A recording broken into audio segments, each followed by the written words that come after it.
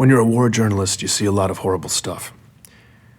All the stories I've done, I've seen the absolute worst of humanity. But I've also gotten to see the best. 6 years ago, I saw him, the greatest, most mysterious hero of our time, up close in action. I witnessed firsthand what he did that day, and it changed everything for me. Anyone listening to this knows exactly who I'm talking about. The guy who saved us. Saved Earth, saved mankind. Master Chief Petty Officer Spartan 117, whom we now know is simply the Master Chief. A few months ago, I was hired to do an in-depth profile on the Chief. Exclusive access, the whole thing. Since then, I've gotten to talk to a lot of people who claim they know the real Master Chief. The boy, the soldier, the hero, the traitor. See, I've always known where a story was going before it started. I'd known exactly the story I wanted to tell for years. The story all of us wanted to hear. Glossy, inspiring, the blockbuster hero biography. That's all this was supposed to be. But the truth isn't always that clean. When I pulled that first loose thread, something broke. Now everything is caving in, and I find myself stuck with all these ugly questions I never intended to ask. Fabricated histories? People who aren't who they say they are? Cover-ups of cover-ups? That steady drumbeat of theories that used to sound insane, now they don't seem so out there. And these disturbing rumors, reports of anomalies. Something big is happening in deep space, and I can't even corroborate a single fact about one man's life. It's clear to me now. I can't fix the pretty story, but maybe I can break the ugly one. For the first time in my career, I can honestly say I don't know the shape of where this is going. And in fact, the possibilities have me lying awake at night, but I believe we all deserve to know the real story. We need to know where this leads. I know I do. So I find myself back at the beginning. Who is the Master Chief? Where does he come from? And is he keeping us safe? Join me as I hunt the truth about the Master Chief.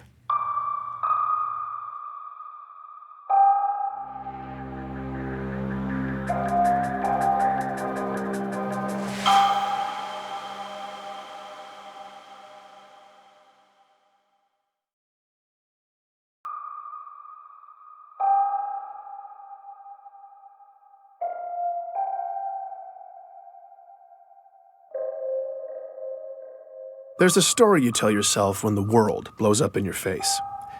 There's no way you could have seen it coming. No one could have, so there was no way to stop it.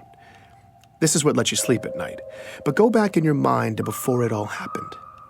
Replay it in your head, except this time, maybe you'll see it.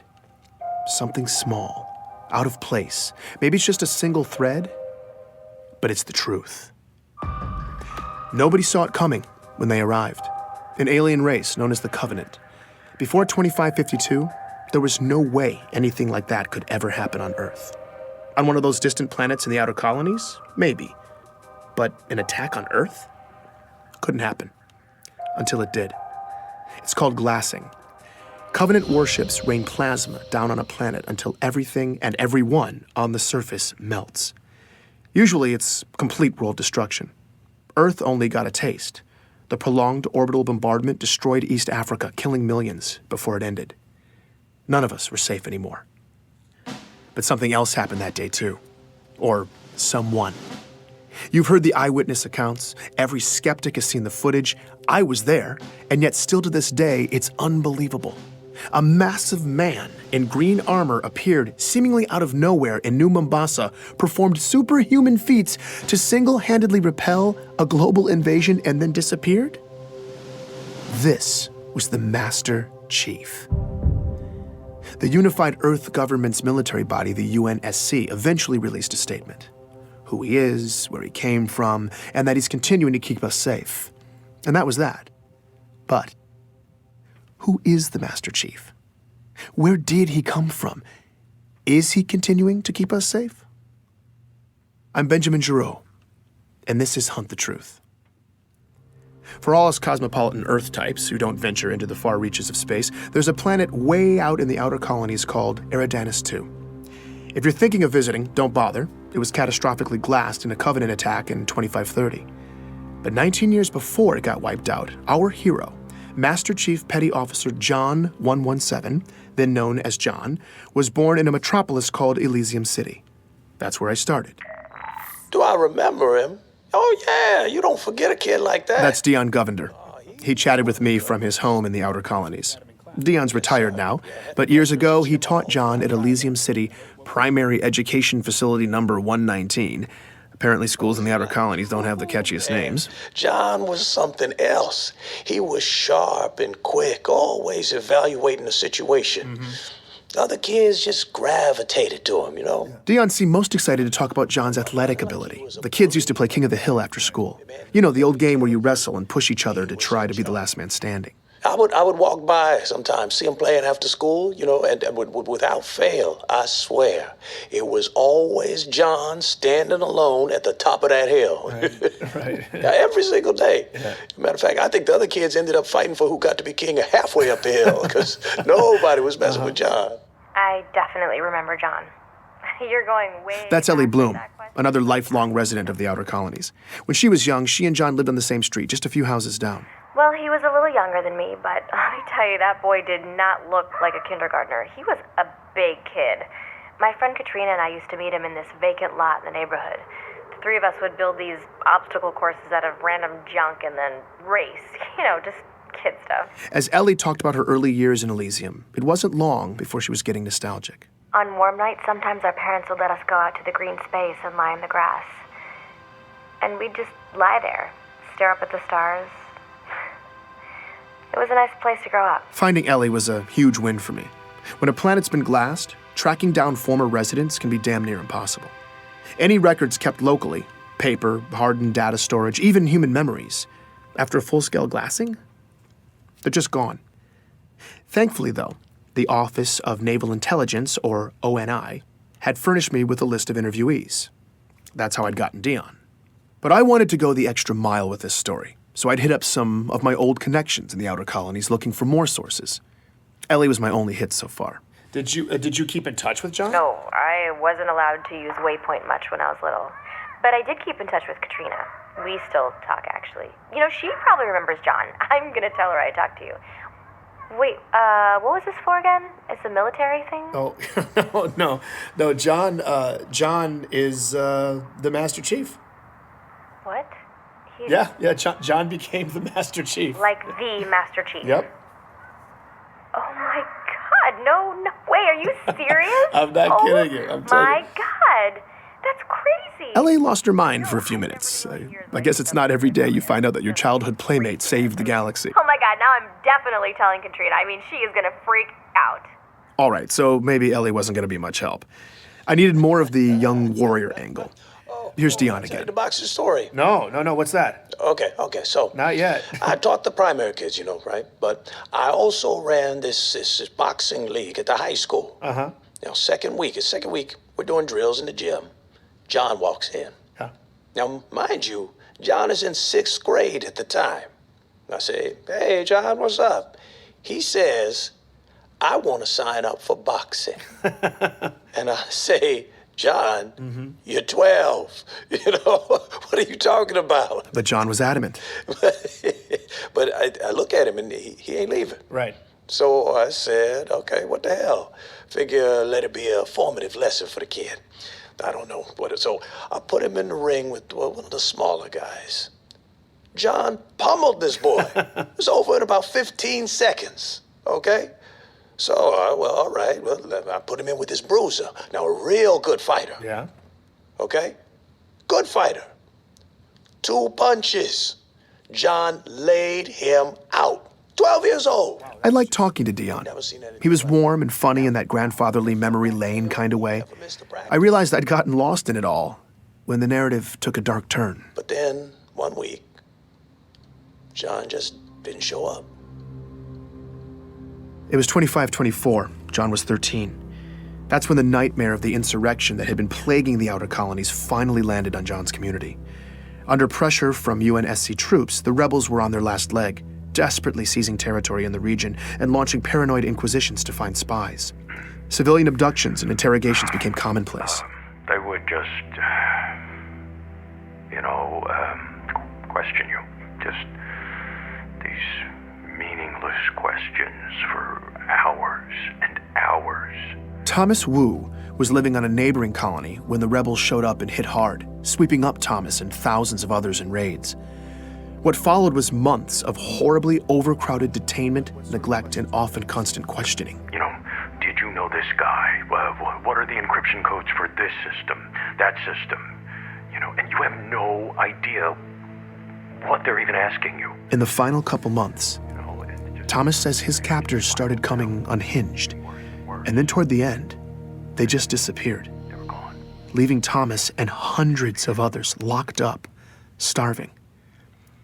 I don't want to play this part of the interview, but I'll tell you, it got bad. He talks about being packed in like sardines, warm bodies, cold bodies, people dying in the dark, the smell. He doesn't know how long it lasted, maybe weeks, but Thomas and many others survived. They made it out. Well, we helped each other. We looked out for each other. And I mean that was the only way. We made it through to the liberation, and then we left. We never looked back. When I asked him where the survivors relocated to, Thomas began to list off which cities were safe for refugees at the time. Decades later, he can still recite them all from memory. I asked about John's hometown. Perth City. What about Elysium City? No. Insurrectionist cesspool. Yeah, no, they got it bad there.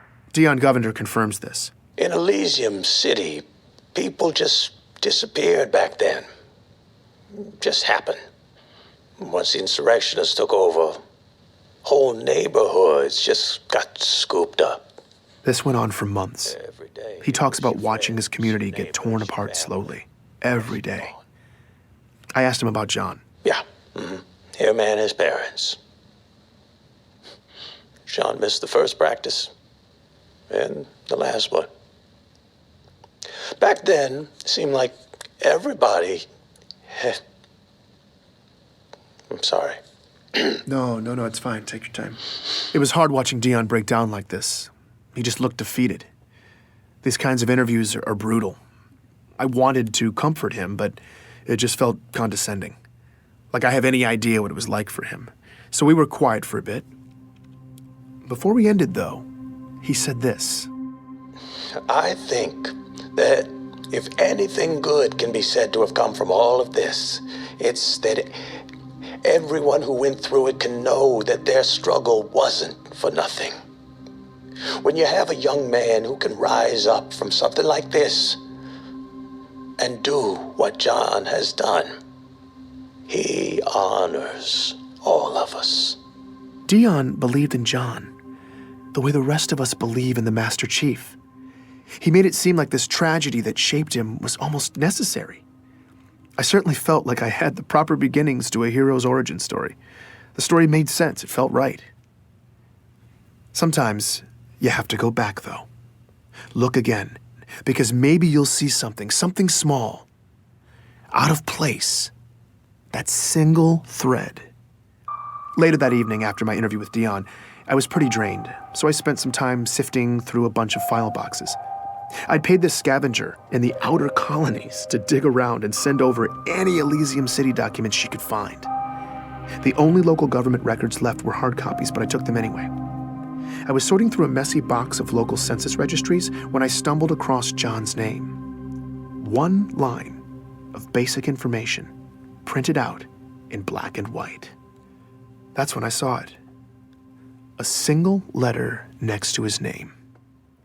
D. I was staring at an official document that said quite plainly that in 2517, John died at 6 years old. Please join me for the next episode of Hunt the Truth.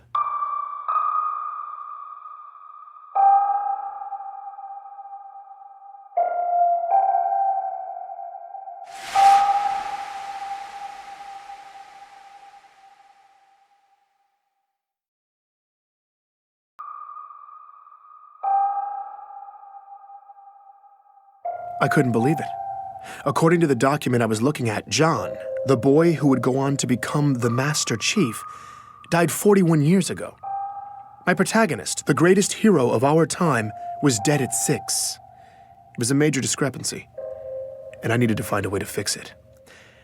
I'm Benjamin Giraud, and this is Hunt the Truth.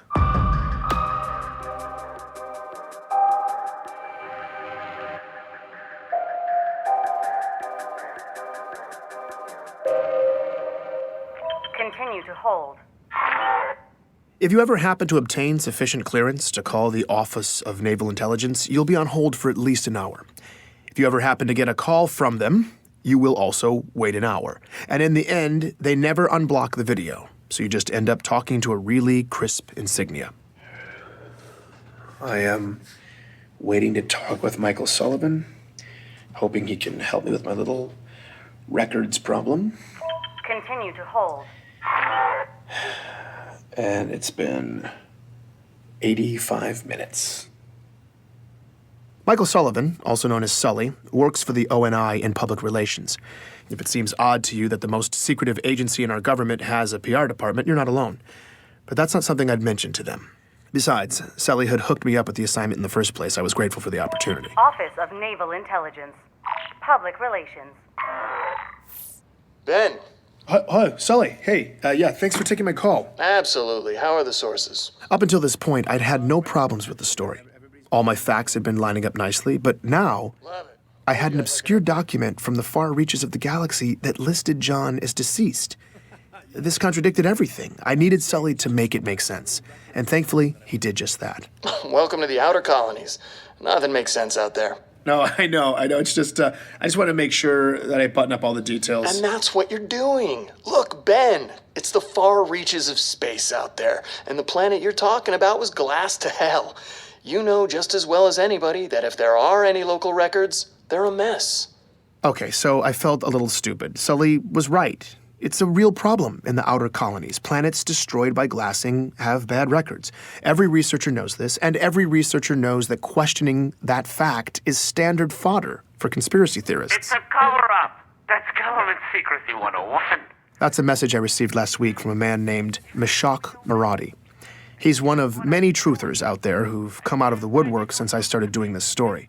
Apparently, he heard I was investigating the Master Chief. Meshach seems less ridiculous than most of the characters who've been filling up my inbox, but he's definitely been the most persistent. He's left me a message every day for the past 2 months.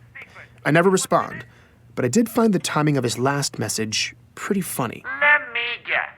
The government is telling you that the records don't make sense because the planet was glassed, right? That's what they tell you. Technically, Meshach was right. That was what the government was telling me. But unfortunately for Meshach's theory, it was true. Glassed planets have bad records.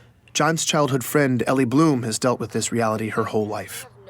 I recalled what she'd said in her interview. I mean, it can be hard enough out here trying to do business between planets that haven't been glassed. There's so much upheaval. Keeping track of personal records, financial documents, medical records, it's a total crapshoot. In retrospect, I'd probably been asking for this kind of hiccup. Getting cute with the research, opening up a rat's nest of old paper records, and for what? All I'd dug up from slogging on my own was a few hazy kindergarten stories from Ellie and a nonsensical death record.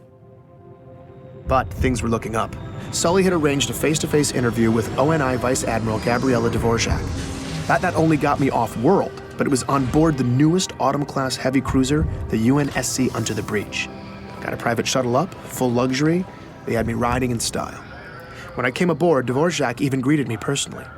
Now, civilians aren't normally allowed on board an active duty ship, let alone given this sort of attention. Please, call me Gabriella. Okay. This was not the kind of hospitality I was used to. What brings you way out here? Work. She told me she was on a detachment and in the neighborhood. I guess I lucked out. The white glove treatment continued too. Captain's mess, officers' quarters, the whole thing. By the time we finally got to her office for the interview, Dvorak could have said anything, and I'd have been thrilled. But she's the real deal, and she jumped right into it. It was that finally moment. After all the fighting was done, I was helping lead all the prisoners out of the containers. As a lieutenant in the UNSC, Gabriella not only took part in the ground operations that freed John and countless others from the rebel labor camps in Elysium City, but she remembered the 13-year-old as well. She described the liberation. When you saw them, what had been done to them, you realized who you'd been fighting to save. The aftermath of it, it was ugly. Everyone was streaming out into the daylight, squinting, limping, just gray and fragile and sickly. Their backs were hunched, all their eyes just staring at the ground. I mean, they looked dead. That's when she saw John. He was sticking out like a sore thumb. In the middle of all this just beaten humanity, there's this tall, young kid walking toward me, towering over the others, his shoulders back, his eyes forward, and when he passed me, he looked right at me. Looked in my eyes. Yeah, I mean, that doesn't sound like much, but that eye contact coming from someone in that moment who'd been in that circumstance was shocking. He looked malnourished and dehydrated like everybody else, but he was so young. And whatever had broken all these people, it hadn't broken him. In the aftermath, Dvorak remained stationed in Elysium City, working in the refugee camps. From the first day, John stepped up to help Gabriella with her duties. She came to know him well over the next several months. There was a point when he told me about his parents, that they'd been abducted along with him. He didn't say much, but they didn't make it. Her understanding was that it had gotten ugly in there. They died a couple days apart, a few weeks before the liberation, and John was there when it happened. On the rare occasion when John opened up about this, Dvorak says it was memorable. He would get this look on his face when he talked about it. It's hard to describe. I'd see it on him other times too. He seemed to feel the weight of all that had happened, but still, he was calm. Not angry, not desperate, just resolute. He was a remarkable young man. Like so many people at the time in Elysium City and throughout this region of the galaxy, John had lost his home, his family, everything. People packed up whatever they had left, got out of town, and most never looked back. But Dion Govender, John's boxing coach, said many of them found a way to get some measure of closure. Yeah, definitely. We all got separated and spread out across the planet and the colonies, but some of us were able to cobble together a list of names. I don't know, kind of a memorial that grew longer as we got more information. Yeah, I remember seeing John's parents' names on the list early on, but not John. After he missed that last practice, never saw him again, but I remember thinking, that's okay. You know, as long as I never see his name on this list, that's okay. And I never did. His will to survive left an impression on then-Lieutenant Gabriella Dvorak as well. I think John just didn't want to be a victim anymore. I remember him telling me he was going to enlist. He said he was going to make a difference. I've never been more sure of another person than I was of him when he said that. Out of the chaos of war, from the rubble, a young John was able to forge a purpose for himself. A purpose that would drive him to become the hero the galaxy would one day need him to be. This is the kind of turn in a story that gives me patriotic goosebumps. I was feeling genuinely moved on my trip back home. When I got there, though, Ellie Bloom was going to ruin all that for me. Hey, I just wanted to follow up with you about your story. I'm really confused. Okay, Remember how I said I was going to tell my friend Katrina about it? Katrina was that other girl in John's neighborhood, the third wheel in Ellie's childhood stories of playing with John. Ellie had moved off planet in 2517, but Katrina had stayed. She said that John was dead. He died when he was 6. Wait, what? What? John was perfectly healthy, but then he just started wasting away. At first they thought maybe it was some autoimmune thing, and then they thought it was something else, and then something else, and then meanwhile he's getting all these tests, but the doctors couldn't figure it out at all, and his parents were panicking. It sounded horrible. Then John died. Just like that. I had no idea what to make of this. Ellie seemed convinced, though, so I got her to put me in touch with her friend Katrina. Katrina wouldn't let me record the interview, but this woman was adamant. I wanted to discount what she was saying, but she seemed to remember it so vividly, providing extensive detail, I couldn't ignore it. As far as this person was concerned, John was dead. Before I could even begin to wrap my head around that claim, though, here was the kicker from Katrina. John's parents were alive and well in Elysium City all the way up until Katrina left the planet in 2528, 4 years after their supposed death. She was wrong. She had to be thinking of someone else, or she was lying. Why would she lie, though? I had to admit she seemed pretty convincing, but it didn't make sense otherwise. I still thought I could fix the story, though. Make the pieces fit, make it make sense. But what I didn't realize was that this crack was only the beginning, and the whole ugly mess was about to split open. Please join me for the next episode of Hunt the Truth.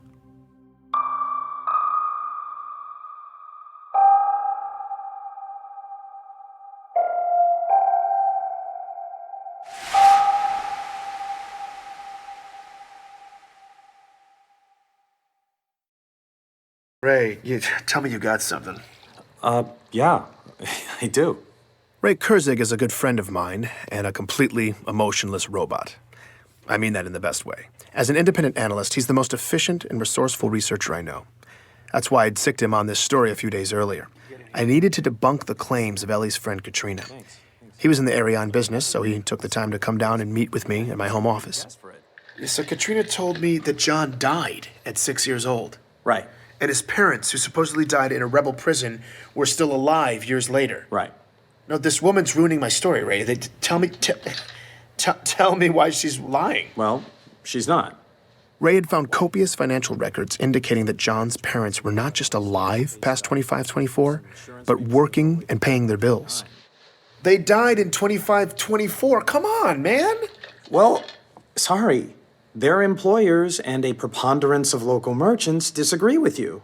I mean, the central repositories were really thin, but you dig through enough mirrored archives, it all pops up. The records are there. Ray swiped through document after document corroborating this. He even showed me medical insurance claims for a pediatric autoimmune specialist in 2517. Exactly when Katrina said John got sick. I was laughing, but I didn't find any of it funny. I'm Benjamin Giraud, and this is Hunt the Truth. Continue to hold. Jeez. Come on. Office of Naval Intelligence. Public Relations. Finally. Hey, Sully. Tell me good things, Ben. It was disconcerting to be talking to the ONI insignia again, but I started positive. The story was going really well. But that little data problem. The death record? It was back.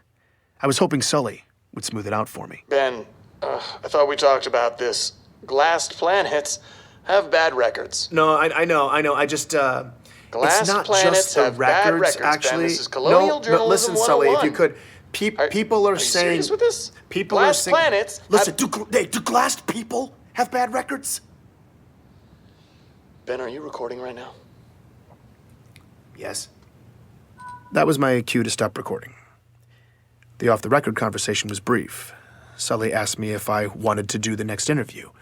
What he meant was, do you want to keep this job? I said yes. Your call is over. Well, as you can see, I've pretty much permanently stationed myself on this beach. That was my next interview. Jacob Walker, Hope it doesn't retired offend you. Navy. He lives in a beach community way out on Castellaneta.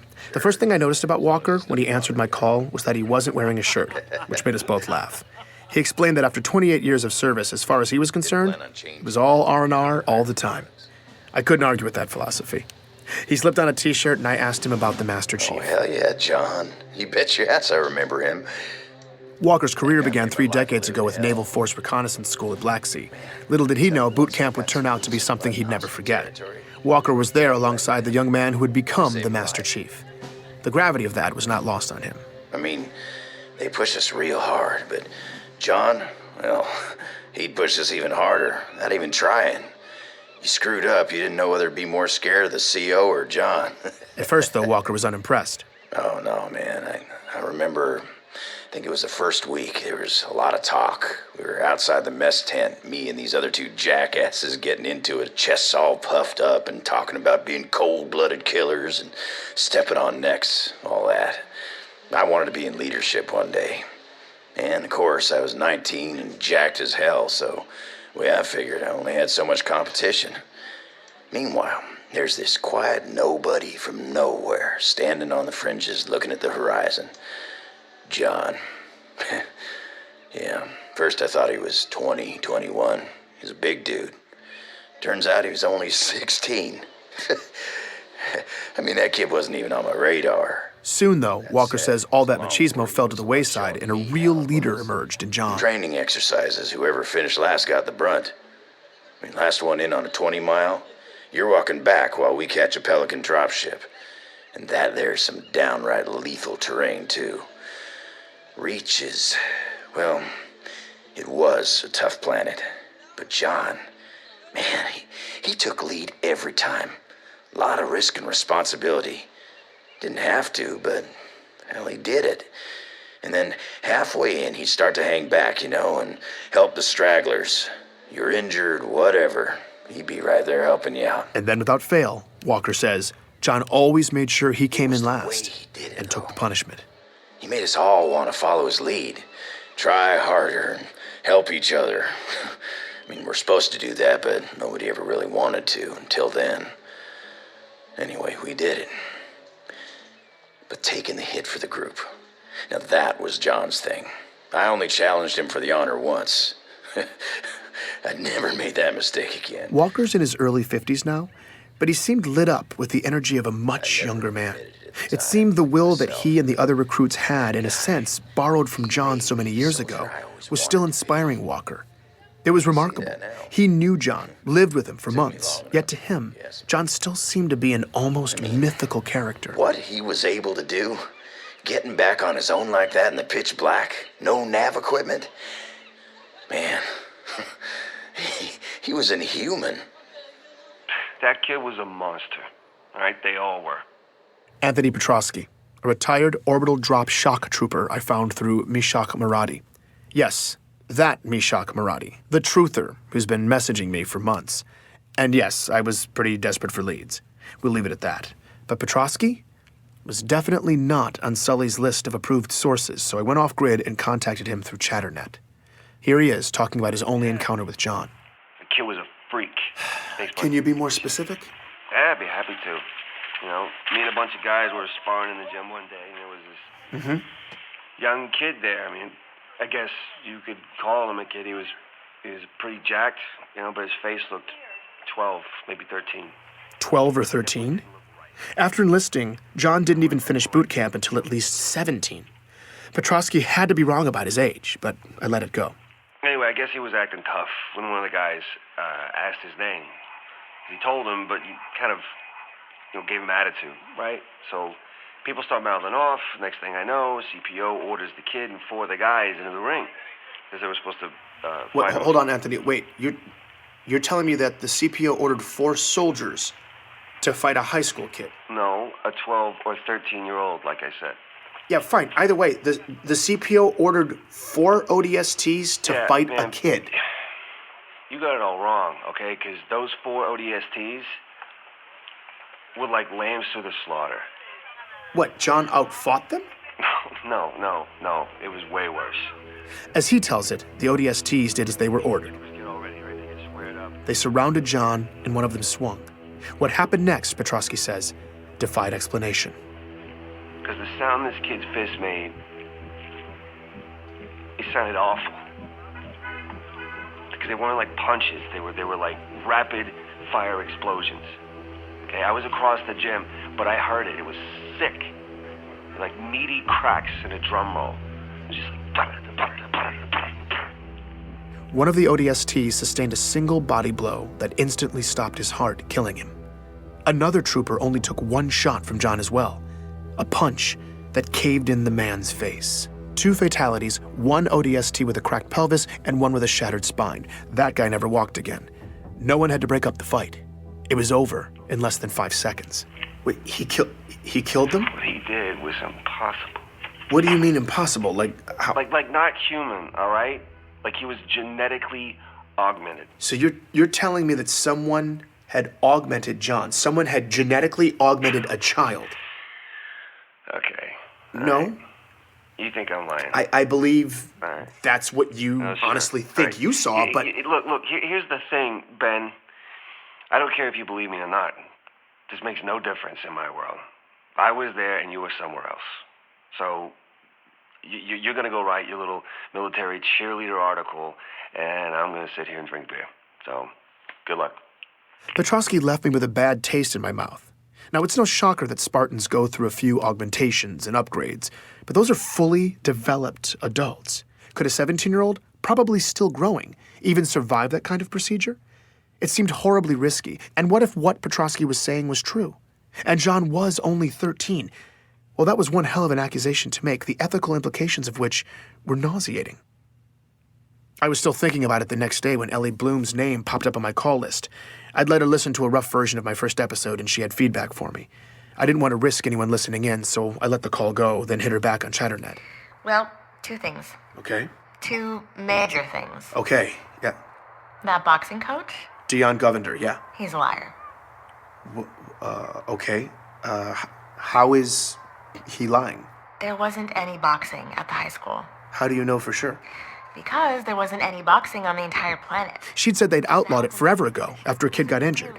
Afterwards, there was a long-standing controversy over how youth boxing was illegal, but no one seemed to care about all the grav-ball concussions kids were getting. Regardless, by the turn of the century, she tells me nobody really boxed in Eridanus 2 anymore. She even gut-checks me, telling me to go ahead, ask anybody from the colony. They'd tell me the same thing. And there sure as hell wasn't a league for kids to do it at the high school. That's like saying there was a gun range at the toy store. It just didn't happen. And the other thing, those kidnappings by rebels in Elysium also didn't happen. Hold on. I know that's not true. You're wrong. Okay, the insurrection had a well-documented presence in Elysium. Yeah, they did, politically. They worked to influence local policy. It got tense, there was occasional violence, but nobody was abducted. We lucked out. It was peaceful. That's why Elysium was refugee central. So boxing coach, total liar. I needed to verify what she was saying, but I had the gnawing sense she was telling the truth again. But what did this mean? If she was right and none of that happened, the whole story was wrong. And terrifyingly, that would mean someone had fabricated all of it. I needed explanations from my previous sources, and I needed them now. I tried to reach Dion, the boxing coach, no response. Gabriella Dvorak, the lieutenant who liberated John, in the field, unreachable. So I tried detainment survivor Thomas Wu. He answered. Hello? Hi, Thomas? Who is this? Yeah, I'm sorry to call so late. Is it late there? I just need to ask you something really quickly. Okay. I had no idea what I was going to ask. Okay, do you know for absolute certain that Elysium suffered the same fate as your town? Yeah, I told you that. I know, but Thomas, I spoke to people who were in Elysium, and they said that wasn't true. Now, look, I know you went through a lot, but I want to know the truth. Okay. Do you know for absolute certain that Elysium City was under the violent control of insurrectionists? Look, what I told you before, that is the best I can remember. No, I'm sorry, but I don't believe that. You remembered it all perfectly. You rattled off the name of every single safe haven city in that region, and you only hesitated once. I was completely making this part up. I was going for broke. You only hesitated where you would have said Elysium City, right? I mean, look, I don't know for sure. But Elysium wasn't captured by the insurrectionists, was it? Hey, what are you, defending them? I'm definitely not You know, after what they did, you're going to defend them? They left us locked up for weeks. They let all those people just die. And they did that all over the outer colonies. I mean, what does it matter if it was Elysium or somewhere else after everything that they did? Thomas, look, I'm sorry. I'm sorry that I have to bring it up. I just want peace of mind for my family. That's all I want. It's just... Wait, I don't understand.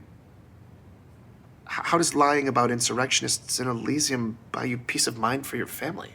At that moment, Thomas suddenly seemed to become entirely lucid, and his tone changed completely. I shouldn't be talking to you. Wait, Thomas, hold on. I can't. Leave us alone. I suddenly became lucid myself, with a single awful realization. That entire conversation had just taken place over Waypoint. Anyone could have been listening. Please join me for the next episode of Hunt the Truth.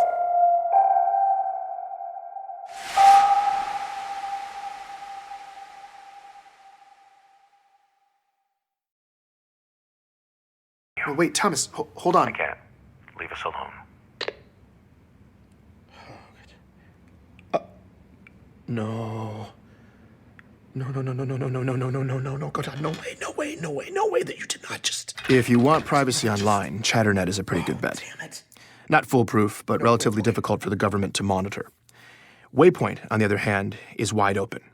Supposedly, the Office of Naval Intelligence has software on the network capable of listening to every single conversation galaxy-wide.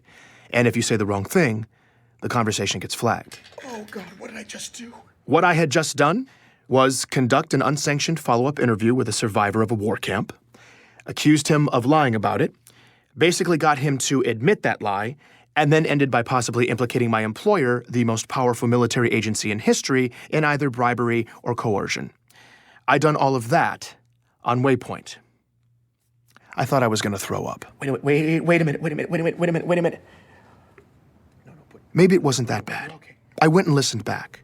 Would they flag that word? What about that one? That phrase sounds bad by itself, but not in context. They factor in tone of voice, right?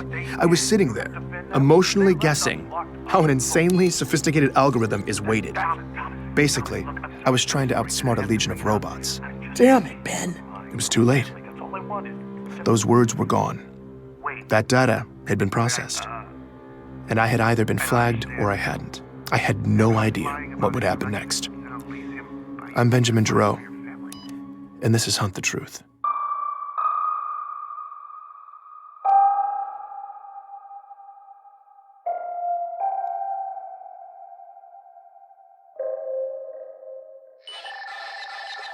Benjamin!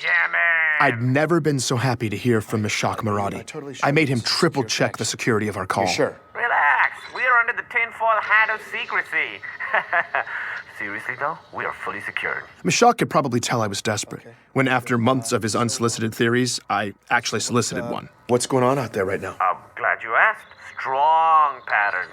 A lot of chatter in the military bars, soldiers drunk and unhappy. Local graffiti corroborates these complaints. The helmet overfloweth. This is how Meshach talks. For a while, I thought maybe there was an actual group of people somewhere who use these terms. But there's not. It's just Meshach. My prognosis? Ripples in the ranks. Army, orb D-Shock troopers, Marines, across the board. Men at arms, up in arms. When soldiers get frustrated, they get sloppy with their communication. The more frustration, the more unsecured chatter. Right now, there was a lot of both. And there's a sizable leak of booyah-worthy transmissions distilling the slush. Ah, the slush. That immense soup of data siphoned off of unsecure networks, the preferred source for nut jobs everywhere. The data's all legit. There's just such an ungodly huge amount of it that it's practically useless. To Meshach's credit, though, he somehow managed to draw somewhat sound conclusions from it on occasion. It was kind of amazing. I asked why there was so much discontent across the military. MC-11 Scepter. That's Meshach for the chief. He's off being creative. He could be off the grid. Fleetcom's trying to smokescreen like they're on top of his position, but they're not. So the trombones are playing the brown note on that one, and the grunts are a-grumbling. The military is one pissed-off polygon right now. Apparently, some are even questioning Master Chief's motivations and allegiances. The word traitor has been used. Seriously? If he's disobeying orders, that's bad, but calling the chief a traitor? The guy who legitimately saved humanity multiple times. That's just... Either way, you have to consider the underlying question. MC is the precedent for free reign in the military. He's held responsible for protecting a galaxy. A job that big requires absolute mobility. But then, that's a whole lot of power to give one man. Hence the dichotomy, Benjamin. Power and responsibility. Mashak was getting philosophical and making a lot of sense.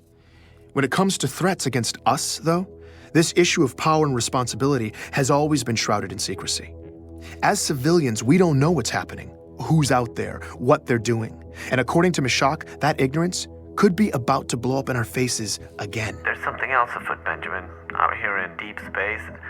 I'd hoped these events would turn out to be random, but now it could be bad. Mashak was a lot of things, but never vague. I asked him what sort of bad he was talking about. Electromagnetic fluctuations, slip spacious disruption, epidemic data corruption, all of it. I mean, you know, what's happening? It's quiet, it's slight, but it's affecting everything.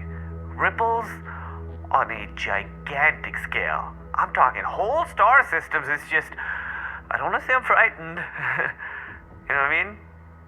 But to be honest... I'm sorry, Mashak, hold on a second. Just hold on. As Mashak's sketch of a horrifying reality started to emerge, the last thing I wanted to do was interrupt him, but I'd just been reminded of a more immediate, horrifying reality. From Sully, an event on my calendar, no message. Oh no. My stomach dropped. My flight to ONI's Boston headquarters left in 3 hours. They were calling me in. This had never happened to me before. I said goodbye to Mashak. It now seemed painfully clear that my Waypoint conversation with Thomas Wu had been flagged. By the time I landed on Earth, I was one giant ulcer. I'd spent every sleepless hour of the flight running over everything in my head. The conflicting stories I'd heard, the gut-twisting possibilities of what would happen in Boston. I looked and felt like death. All I was looking forward to at this point was Petra Janicek. I'd hit her up right before I left, asked if she'd meet me near the ONI campus. Thankfully, she said yes. Petra and I are in the same line of work. We make the government look good. The last time I saw her was 6 years ago in New Mombasa, the day it happened. We were both there. We both saw the chief do what he did. But afterwards, while I retreated to a quiet little hamlet across the galaxy, Petra stuck around and made a name for herself. I was hoping she could throw me a lifeline, so I threw some cold water on my face, pulled myself together, and met up with her at a local pub. You know, for a guy just returning from a 6-year spirit walk in deep space, I'm impressed. You actually showed up on time. Same old Petra. She already knew I'd gotten the Master Chief assignment, and she was not happy. Apparently, she was still waiting for her face-to-face exclusive with the chief. I refrained from laughing out loud at that little fantasy, but she continued with the ball-busting anyway. So why are you here? No, wait, let me guess. Let me guess the title of your story. Heroism Untold. It's something like that. Yeah, I'm sure it's hard-hitting. What's a Sully-commissioned expose look like nowadays, anyway? And only one sheet of pre-approved sources? Yeah. You know, whatever. Okay, you can do a fluff piece over Waypoint from your Rebel Rock. So, again, why are you here? If you haven't noticed yet, Petra cuts to the chase. Sully called me in. Sully? He what? He called you here? Yeah, that's what I wanted to talk to you about. I told her about confronting Thomas Wu, how I'd contradicted a statement of his that was probably supposed to be Sully's main deliverable for the interview. Not only did Petra not see the problem with that, though, she seemed to think it was cute. Whoa, old Ben Giraud. You're coming off the bench feisty. No, The guy's not gonna rat on you. It'll just make him look as bad. I did the whole interview on Waypoint. That got her attention. I think it got flagged. You think it... I got the summons from Sully a few hours later. Petra's face and voice hadn't changed, but her eyes were suddenly on fire. Ben... I messed up, Petra. You messed up? How? The story, it was falling apart, and these inconsistencies between the sources were... Inconsistencies? With Oni's sources? No, with mine. You found sources in the Outer Colonies? Yeah, I made friends in the past few years. I doubt Sully realized I'd have that resource in my arsenal. He definitely didn't. Ben, listen to me. You used to be a government lapdog, at your peak. Then you deep spaced yourself into obscurity. You have no juice now, and that's why they picked you. Sully gives you this bone, you're supposed to be extra eternally grateful. Just wag your little tail and play fetch. So why the hell are you peeing on the rug instead? Have you forgotten the way everything No, works? I don't know. This is bad, Petra. Ben, it's... And it's not ancient history either. There are rumblings in the outer colonies right now. Maybe something really bad. I was talking last week to this guy I know. Ishak Maradi, I know. How do you know that? I've continued being an actual journalist for the past 6 years, but who cares, Ben? I hear what you're saying. We can okay, blow this thing open, Petra. Okay, all right, cowboy. No, seriously. This is big. I can't even begin to reconcile the things I'm hearing with the story I'm supposed to tell. Multiple sources that Chief died at 6, complete fabrications, genetically augmenting kids. I know! They are crazy charging that much for a shore trip. Suddenly, Petra was ranting about the beach, loudly, and digging her fingertip hard into my forearm. I just sat there, totally confused as she rambled nonsense, intermittently glancing down at her compad. What was happening? In there and negotiate a better rate. Because seriously, Then I when understood. think about all the money you could have saved, it really ain't. And I froze. I don't even understand why they would charge you that much. They were And I brought listening. My entire family. I'd figured there were cameras on us. There were always everywhere here. But there was full audio surveillance now, too? Is that even possible? She glanced down at her compad one last time. Don't put up with it. Ben, Are there ears on us? there were for the last 45 seconds, but there's always eyes everywhere, so don't look so dramatic. Talk about whatever you want, but look like you're talking about the weather. And if I start actually talking about the weather, you play along, okay? Apparently, the system didn't bother listening in until you gave it certain visual cues. Facial expressions, body language, anything that looks intense, like my little outburst. The video flags it, and your conversation gets temporarily isolated. Petra's vacay babbling had just saved my ass. Listen, I believe you that the truth about the story is terrible. But what you're talking about doing, that's door number 2 stuff. You're door number 1 guy. But I have... Oh, come on, what are you gonna do? Ben, get the real scoop? You're too sloppy. You can't do this. You're out of touch. You haven't been... Maybe not by myself, but with your help, with other people's help. Honestly, I love the idea of cutting the strings and tearing it all down, but I'm sorry. It's not gonna be today. And to be brutal, it's never gonna be you. That was brutal. It stung. I got pissed. And then I immediately knew she was right. Ben, take the money. Do your job. God, oh God, oh God, I'm supposed to walk over there right now. Just tell Sully you were drunk. You were trying to get a rise out of the guy. Something. Just play stupid. Besides, you don't know you got flagged. This meeting could just be a coincidence. They called me in. This is so weird. You'll be fine. The worst thing they'll... Well, I've never called... Hey, Ben, the worst thing they'll do is kill the story and cut you from rotation. That's probably it. I mean, I can't imagine they would... No, you'll be fine. Just be a good dog. Knock 'em dead. I'll get the bill. Thanks, Petra. But Ben, if I were you, I'd upload whatever you got on this story before you go in. Just send backups to someone you trust, just in case. That was the closest thing to concern I'd ever heard from Petra. I immediately took her advice and was queuing up all my files to transfer to Ray as I crossed Terrania Avenue toward ONI. The campus was integrated right into the city. A courtyard of dark buildings, mature oak trees, grass, walkways. It just looked like a campus. The only thing different about it was the sidewalk. Twice as wide as it was across the street. And the inner half of the pavement was black stone, a thick, dark border, several feet wide that surrounded the whole complex. I walked right up to the obsidian half of the sidewalk and stopped. Something was off about the courtyard in front of me, like something was missing. I looked both directions down the sidewalk. There were no fences or guards. Plenty of pedestrians, seemingly none of them paying any attention to the complex as they passed. Except for one tiny thing. None of them, not a single one of the dozens of white-collar workers and shoppers and parents and kids walking up and down that sidewalk laid a foot anywhere near the black half of the pavement. On a 20-foot wide walkway, they were all moving single file right up against the curb. I turned and looked back at the campus, listening. No birds. That's what was missing. There were no birds in the trees. In fact, there was no sound in the air at all. Nothing moved. I stood at the edge of the obsidian. I had no choice. I swiped the transfer folder over to Ray's hard drive, took a deep breath, and crossed the black line. Please join me for the next episode of Hunt the Truth.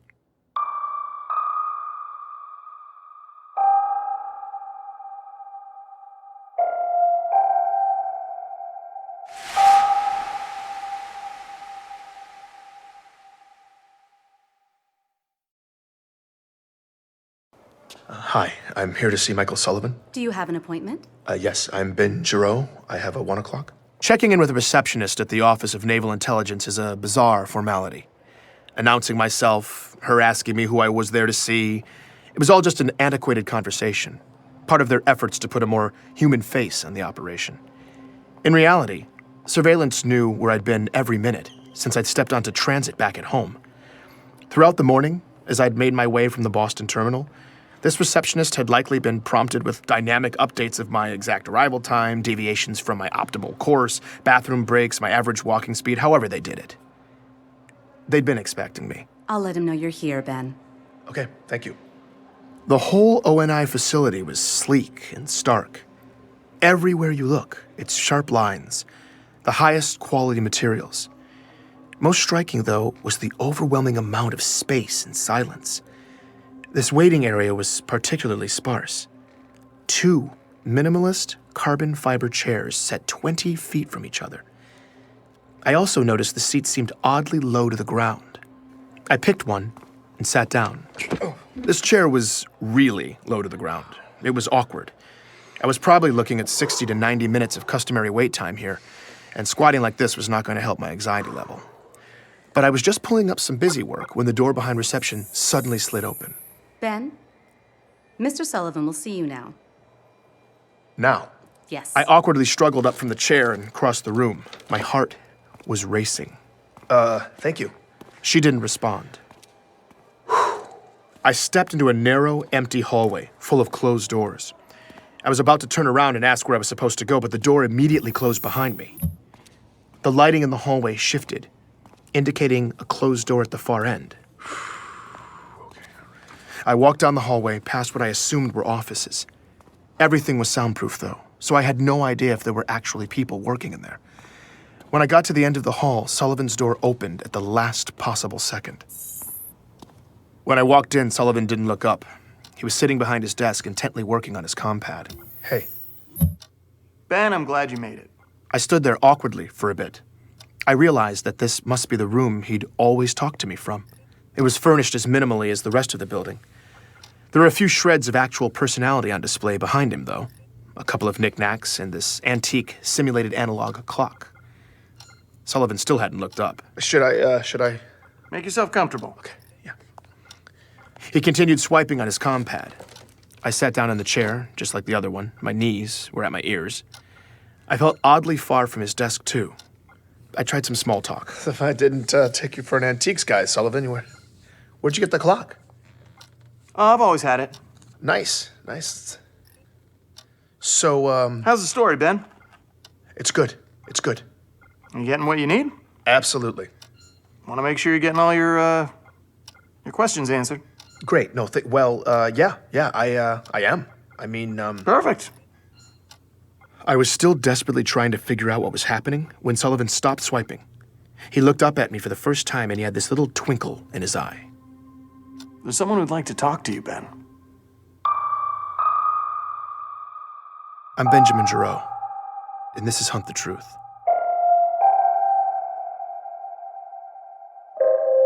Sullivan was walking fast, and I was trying to keep up.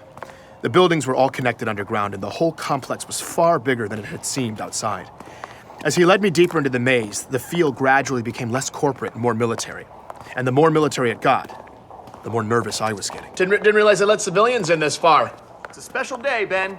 Sullivan's department had seemed almost vacant, but now there were more and more people moving through the halls, mostly in uniform.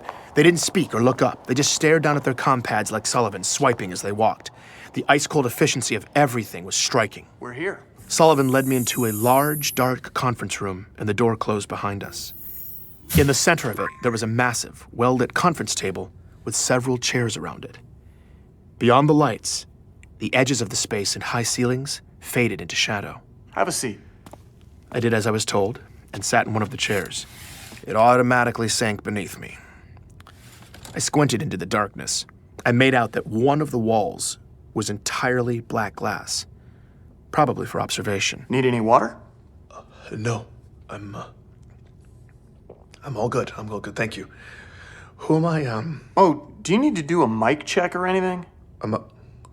Mic check? Mic check? Are we... I want to make sure you get all of this. Get all of... What? Listen, I just... Relax, Ben. This is gonna be big. Sully, I just wanted to say that I, Ben, he's about to walk in. Focus. Sully, I just wanted to say that I had every intention... May I present to you Senior Chief Petty Officer Franklin Mendez. Hi, Ben. How are you? I stood up. The man who walked in was extraordinarily decorated. Gold stars, silver stars, bronze stars, purple hearts, the Legion of Honor. He looked gritty and hardened, probably by decades of battle. Good afternoon, sir. We gonna talk about the chief? Mendez is the man who trained the chief, Ben. I told you I'd take care of you. You're gonna have everything you need for this story. It was an interview. This was not at all what I was expecting. I don't know what I was expecting, but it wasn't a high-profile face-to-face. All my anxiety completely evaporated. Right! Yes, of course. So you're the man to talk to when it comes to the Spartans, huh? That's correct. My conversation with Thomas hadn't been flagged. Petra was right. There was no way Sullivan wouldn't have at least said something. I couldn't believe it. My relief blossomed into full awe. I was about to get an insider's perspective from the man who personally trained the Master Chief. Yeah, Chief's got a bad habit of jumping out of the dropship instead of waiting for it to land. That's his armor absorbed the fall. But that's his prerogative at this point, I guess. And it gets him a hell of a drop on the enemy. No civilian had ever heard this kind of detail about the Master Chief. Mendez told me that it wasn't long after boot camp that John's unique combination of abilities and drive established a fledgling reputation for the young man. That kid blew me away. His acumen, his mental quickness, his physical abilities, tactical judgment. I could tell even from a young age that John was a burgeoning, complete package. There was no question in my mind that he was ready for the augmentations. And he couldn't wait. Once John had the procedures done, Mendez said everyone was blown away by the results. Medical engineers said his systems integrated flawlessly with the tech. His recovery time was impressively brief. But what was most incredible was how quickly his brain was able to acclimate to the upgrades. It can be like starting from scratch again after those procedures. You're remapping your whole neurology. But while the other guys were still trying to learn to walk, John was running and jumping and kicking ass. I'd never seen anything like it. This was the birth of the Master Chief. He advanced rapidly, proving himself time and again in the field, constantly re-raising the bar for what a Spartan could be asked to do.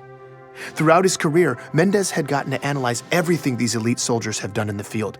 He regaled me with accounts of the Spartan single-handedly taking out dozens of the Covenant. He spoke to the insuperable speed, strength, and accuracy that continued developing over the years. He spoke to Chief's unwavering dedication, his insurmountable will. But according to Mendez, it was something else that would ultimately inform this military legend. I've never seen a man, augmented or not, be able to make such extraordinarily high-stakes decisions so quickly. Chief will find himself facing a complex scenario in a dense field of variables and almost instantly weigh the costs and benefits, immediately generating a creative solution. He faces dilemmas, ethical, tactical, tough situations that would buckle most human beings if they had a year to mull it over. But he makes the call, usually on the fly, and it's the right call. It's extraordinary. Not to mention, of course, that he then makes a superhuman jump onto an enemy craft in mid-flight, yanks the pilot out of the cockpit, commandeers the bird, and then rams it back down the enemy's throat. The man can execute, too. Mendez tells me that the Chief has come to expand and deepen the definition of what serving is. In many ways, Mendez seems to think it's that decision-making ability that sets the Chief apart. It's what makes him a leader. It's what's made him a hero. Wow. I'm glad you're doing this story, Ben. It's about time the Spartans finally get their due. People need to understand the level of sacrifice that the Chief and all the Spartans make to keep us safe. You talked a bit about Chief's personality, his dry wit, his loyalty. I'm sure you guys don't sit around talking about your feelings much, but in your opinion, do you think being held at that level of responsibility is hard for him? Protecting a whole galaxy, it seems like it would be an unimaginable heavy burden. Lucky for you, you don't have to imagine it. No, it is a heavy burden. But Chief has broad shoulders. He's able to make those decisions and get it done. And he takes that task on willingly and with vigor. It's inspiring. Absolutely, absolutely. It's amazing. But do you think one man should have that much power? You see now, it's your phrasing there that could get you into trouble. It sounds like you're making a presumption that I could find adversarial, which in turn would make your tone condescending and this conversation decidedly unpleasant. Now that's not something you want, son. No, Would you like to rephrase the question? Of course, I'm sorry. At that moment, the light suddenly changed in the room, and Sullivan started swiping through his compad. Room's turning over. I apologize for the inconvenience, gentlemen, but we are about to get a change of venue. I'm sorry, I'm sorry, what I should have said was, if we're leaving these kinds of decisions... Sorry, Ben, hold on a sec. It, looks like we've got access to Jasper 9 now, so we can just head down there if that's all right. Fine with me. Okay. Yeah, it's a short walk. Gentlemen, hold that thought. Looks like I've got somewhere else I need to be. No problem. I can wait. Shouldn't be long. Sullivan can reschedule us for around 1600. Perfect. I appreciate it. You should appreciate what my Spartans did instead. The only reason you're breathing the air you need to even ask these questions is because they sacrificed more than you'll ever know. Mendez split off down the hallway as a line of large men in suits silently filed past and disappeared into the conference room behind us. Sullivan was on the move again, buried in his compad. I followed after him. Sullivan! Yep. Yeah, where should I report? It's at 1600? It's not up yet? Let's see. Oh no. Wait a minute. What? Looks like we're getting a request for raw now. Yep. For me? Yeah, you're shipping raw files off for edit by 0900 Thursday. No, hold on. I can't ship off the raw files. It's all back at home. You just received boarding docs for the 5:30. That leaves you 24 hours to upload when you get back. Wait, I've only done mock-ups for the first few episodes. That's editorial, Ben. Let them worry about it. But what about Mendez then?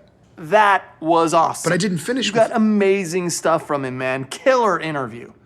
Love it. If the other stuff is even half that good, the story's going full distribution, wide stream. Okay, I know. I'm still in the middle of it though, so I can just wait for him. Sullivan, I can wait here and finish the interview with Mendez. I've got time. Sullivan stopped walking when I said that. He turned around and walked right up to me. For the first time all day, possibly for the first time ever, I felt like he was giving me his complete, undivided attention. Ben, you don't have time. You have a deadline and a boarding pass for the 5:30. Okay? In that moment, it dawned on me that perhaps my Waypoint conversation with Thomas Wu had been flagged. Sullivan turned back into Sullivan and kept moving. Seriously though, man, amazing stuff. And remember, once this story hits, they're all gonna be eating out of your hand. Travel safe. You earned this, buddy. For those of you who don't speak ONI, that was me getting fired. Your pass will expire in 9 minutes. And according to the AI, I was no longer a welcome guest. I was about to take the long trip home. Taking a second interstellar trip after less than 24 hours sucks enough when you haven't just lost your job. Once I was buckled in, all I wanted to do was get some sleep. But as we started to lift off the platform, something was bothering me. Actually, it was someone. So there's a guy complaining to the attendant in the next cabin. It sounds like he's on his first trip out of the solar system. These long flights to the edges of the inner colonies from Earth always had at least one that guy.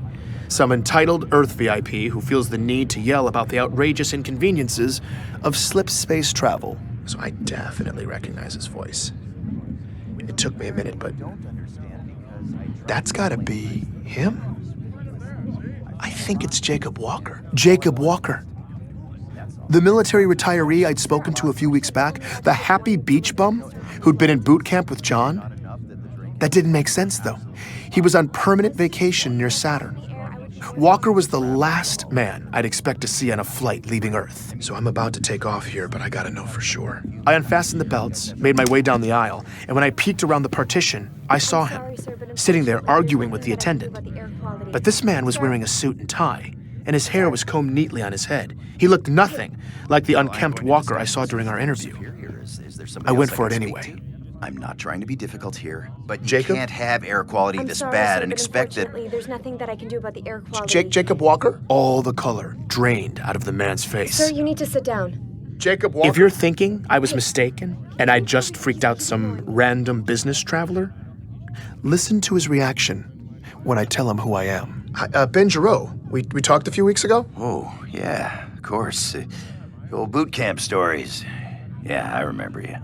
That was the Walker I remembered. Are you here on business or something? Walker bumbled awkwardly in the conversation.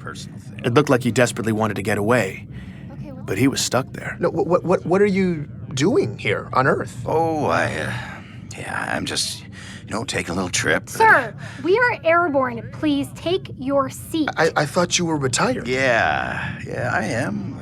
That's right, but... Oh, hey, Ben, I thought you were permanently stationed on a beach. Yeah, Sir, last warning. You need to sit down immediately. Okay, hold on a second, all right? No, you're done. No, just take it. Don't touch it. What are you doing? Oh. That's when the flight crew sedated me. I blacked out, and my conversation with Walker was over. I woke up in the terminal, back at home, with a pounding headache.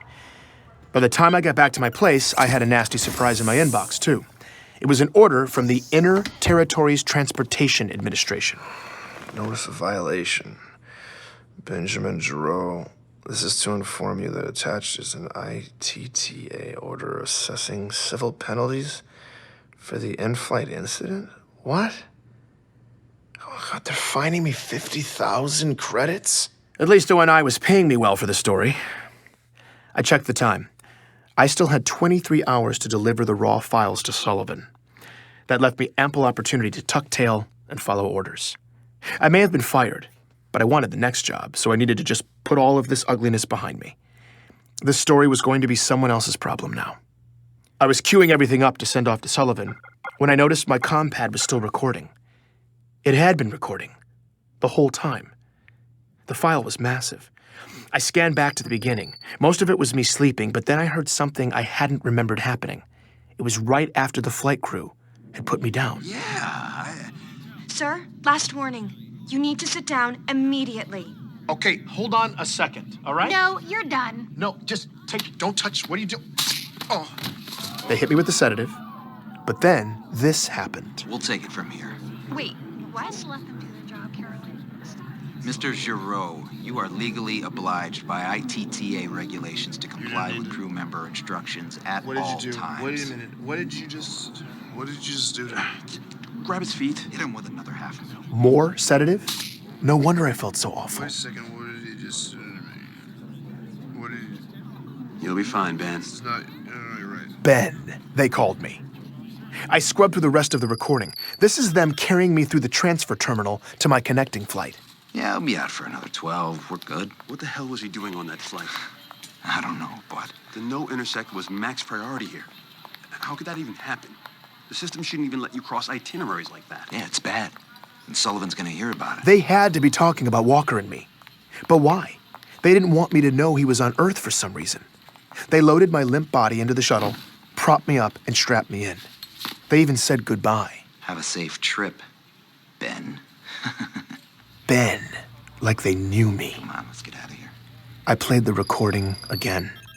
Mr. Giraud, and again. You are legally obliged I sat there by listening ITTA to it regulations over to comply with crew and member over. instructions at all times. I'd spent my career working for these people, doctoring photos, trimming threads, making tragedies seem a little less tragic and patriotic stories a little more inspiring. I had always taken whatever story they fed me and obediently vomited it back out to the masses. And to be honest, I'd always been okay with that at the end of the day. Even on this story, after all the accusations of atrocities, all the gaping factual holes I was just supposed to ignore, I'd still been willing to play along. I wish I could say it was my principles or some moral stand that finally set me off, but it wasn't. It was my pride. Listening to that recording, the way they tossed me aside, every time they called me Ben, I checked the time. I only had a few hours left to turn in the files if I wanted to keep on Sullivan's clock for the story. I canceled the transfer. I was going to take that time for myself. I sat down in front of this very microphone, recorded a quick intro, and uploaded the beginnings of my story, the real story of the Master Chief, loose threads and all, into the galaxy. Have a safe trip, Ben. Please join me for the next episode of Hunt the Truth.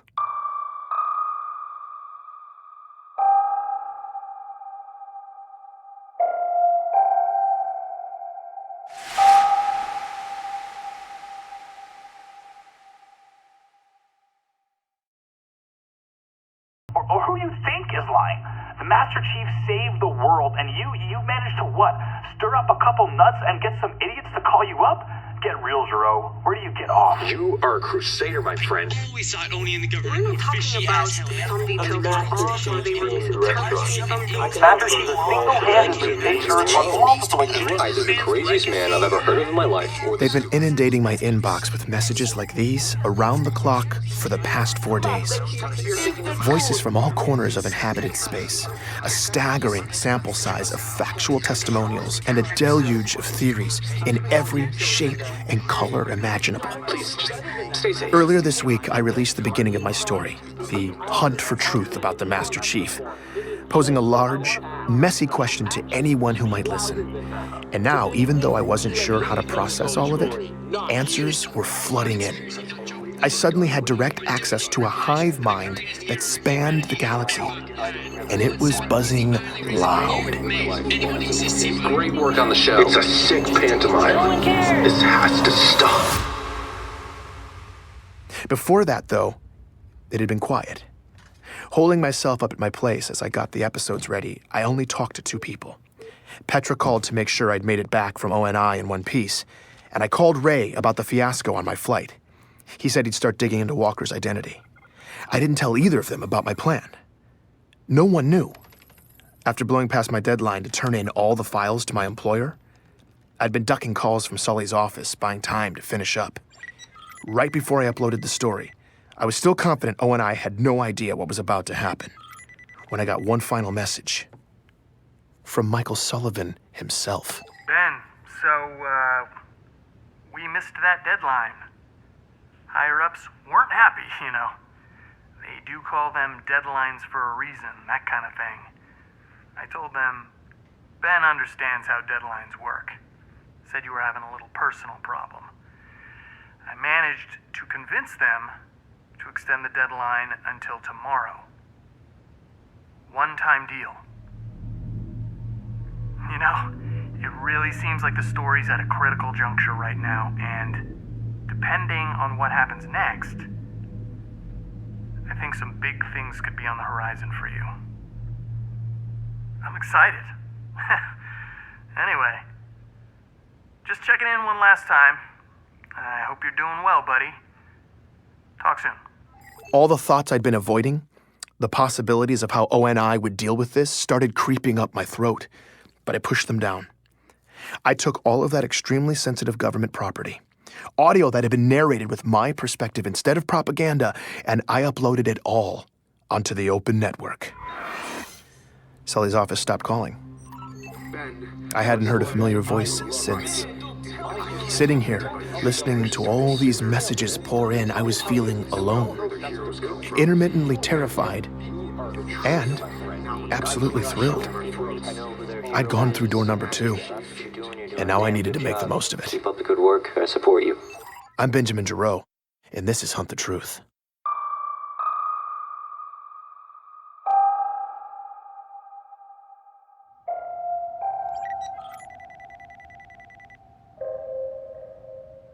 You call the chief a traitor? You're the traitor, you mouthy pig.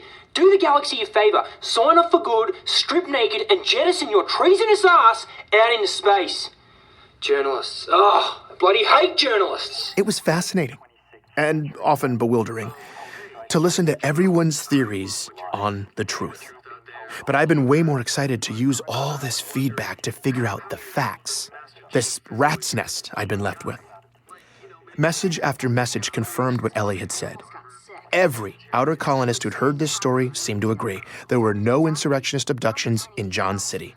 There was no boxing on John's planet. And yes, glassed planets have bad records. Taken together, all these messages were starting to give me a clearer picture. Between the witnesses I'd been provided and all the central government records, one thing was clear. ONI was telling an elaborate lie. But why? To cover up what? Listeners had clearly drawn the outlines of this fiction, but the most resonant takeaway from all those messages was something else. A strong indictment of one person.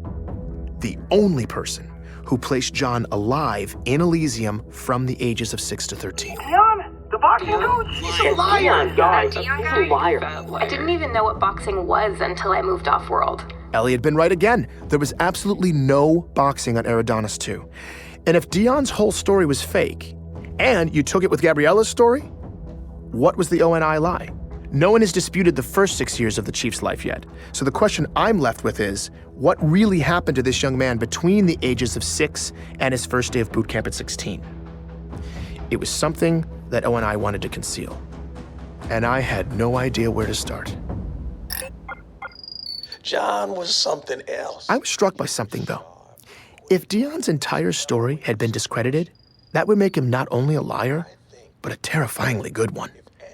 I went back and listened to the recordings. I'd been so convinced by his emotion at the time, he had moved me.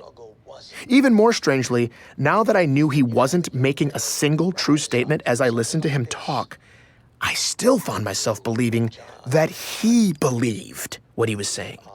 It was chilling. Who the hell was this man?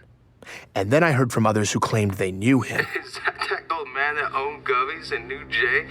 I used to get drunk all the time in front of that place. That guy's crazy. Dude, Gubby's! That's my cousin's old boxing coach, man. That man was an institution in our neighborhood. But then you're up there blasting the guy like you and that Ellie. So what? His story doesn't make sense. You gotta be like 85 years old by now. Feel good about yourself, jackass. Was Dion telling some version of the truth? Had ONI actually gotten a vulnerable man to tell all these lies? And not just tell them, but believe them. Convince him that a fake story about his own life was real? No matter what, though, Dion had been completely discredited, and my understanding of the Master Chief's origin story was now in shambles. Maybe if I focused on the lies, I could find the truth. So I was putting all my faith in Ray. Thankfully, he was already making his way to my place. While I waited for him, I was trying to figure out how the cover-up had come to be. And I'd stumbled on some theories. Ray, it's great to see you. Thanks for coming. By the time Ray got there, I was pretty worked up. I asked him to hold off on his updates about Walker until I could get him up to speed. I really wanted him to vet what I'd been working on. Listening back now, I realized I didn't even give Ray a chance to talk. I guess after isolating myself for the past several days, I'd let my manners slip. You are the best. You are the best, man. Have a seat, okay? Do you need help? Ray was trying to figure out where to sit. Apparently, I let my housekeeping slide a bit, too. Okay, this doesn't need to be here. Now, simple question. What do I know about the Chief's origin story? Ben. It's this. Only 2 sources put him alive in Elysium between the ages of 6 and his enlistment at 16. They are Dion and Gabriella Dvorak. Dion's been completely discredited. And Gabriella's story requires a rebel labor camp in Elysium City that never existed. So the most convincing thing we've heard about John's childhood is that he died at 6. That's when I hit Ray with my theories about who John could be, why the stories didn't line up. I'd even reverse-engineered my own version of an ONI cover-up, and I hit every last detail. And you control the journalist. So even if there was a loose thread, no one you'd ever hire would have the slightest idea how to find it in the outer colonies. In retrospect, they weren't good theories. They had a lot of valid pieces, sure, but they were mostly unprovable. And by sharing them with Ray, I was only adding more confusion to the mix. Ray was extraordinarily patient with me, sitting there, listening. It all brought me to one crucial, completely unreasonable research request, at which point Ray looked like he'd been hit by a tornado. Would it be possible to access the Master Chief's genetic profile and John's parents' genetic profiles for medical records and compare the two, without drawing suspicion? What? Ben, I'm sorry, man, but I really can't help you anymore. What? Why? I just came over to give you this information. Walker totally checks out. Full military records. His enlistment puts him on reach for boot camp at the same time as John. It all checks out. Gabriella, too. But no, see, but they're lying. I mean, everything with Walker on the flight? He's not who he says he is. You heard it, Ray. And Gabriella's been completely invalidated by tons of independent actual people who actually live on Elysium. I mean... Even if that's true, someone has covered up those tracks. I was unable to discredit their identities. Okay, fine. But what about Dion? All the messages, people who knew him, Ray, the real guy. Oh, and I must have completely preyed on some poor senior citizen, and I mean... No, Ben. Wait, what is that? There was a noise coming from just outside my door. Ray turned pale. My heart started pounding. I think somebody's out there. Ray was completely frozen. I had no idea what to do. I was debating between turning off the lights and hiding or jumping from the bedroom window, and we ran out of time. Oh, You whoa, wait. line, Ben. No, wait, Petra! You didn't think I'd find out, huh? Petra! You recorded me? What? When I was helping you? God, you squirmy bastard! Oh, no, Petra, no, I'm sorry. I didn't even think about it. You didn't even think about it? No, I didn't. I just... So you pointed your... Sit down, Ray. Okay. So basically, you pointed your compad at my face, and you weren't really thinking about it? Now you know, as well as anyone, Ben, that you could use someone's words to destroy them. In that way, isn't your compad kind of like a gun? Oh wait, I have a gun. Okay, it's right under my jacket. What would you think if I took it out and pointed it at your face? Please don't. Would you want me to be concerned about what I did with it? Yes, but Petra... But what if I'm not? Ben? Maybe I'm just not really thinking about it. I don't really know. Maybe I put it away. Or maybe I'll upload an incriminating recording to the galaxy! I'm sorry, okay? I'm sorry. And let me guess, you're recording right now too, aren't you? Yes, but... You little... Whoa. Seriously, Ben? Yes, what do you want me to do? Not record us? Erase what you have? Okay, but I need it for the story. I should actually kill him. Oh, come on, Petra, don't be dramatic. Here's the deal, Ben. I'm gonna leave your house now, and I'm gonna go home. My gun will stay holstered, but I always have it. And if I ever see your face again, I will immediately shoot part of it off. Got it? Petra, I'm sorry, okay? I never should have done that. It was stupid. And you're right, I didn't have the right to record you without asking. I never should have kept either of you in the dark like that. I know. No, Ben, you don't know. You have no idea. You don't see how much of a massive liability you are to every other human being around you. God, I told you this already. You're sloppy. Look, I realize I'm a little out of my depth here with a lot of the technical stuff, but Ray takes care of that part. Nope, no, I don't. And Mashak told me how to secure my lines. I've got it covered. Ben, Mashak is probably listening to us on your compad right now. No, he's not. Mashak, are you there? Hi, guys. See? Unbelievable. Mashak, how long have you been listening? Oh, I just hacked in a few weeks ago, so I could probably secure the line for you. You do it so wrong, and I just kind of left it open. Well, that's comforting. Well, at least we're all here now. We're all here? What do you think this is, Ben? Is it summer camp or something? No, but we're... Ben, this is real life. And you're poking the hive. I'm leaving. Yeah, me too. No, wait a minute. You guys, wait. What else have you been doing that I don't know about, Mashak? Oh, just little stuff mostly. Rerouted some rogue monitoring bots, scrambled some drone surveillance, just little stuff. Oh, I also crossed some flight itineraries so you'd run into that Walker guy, You did that?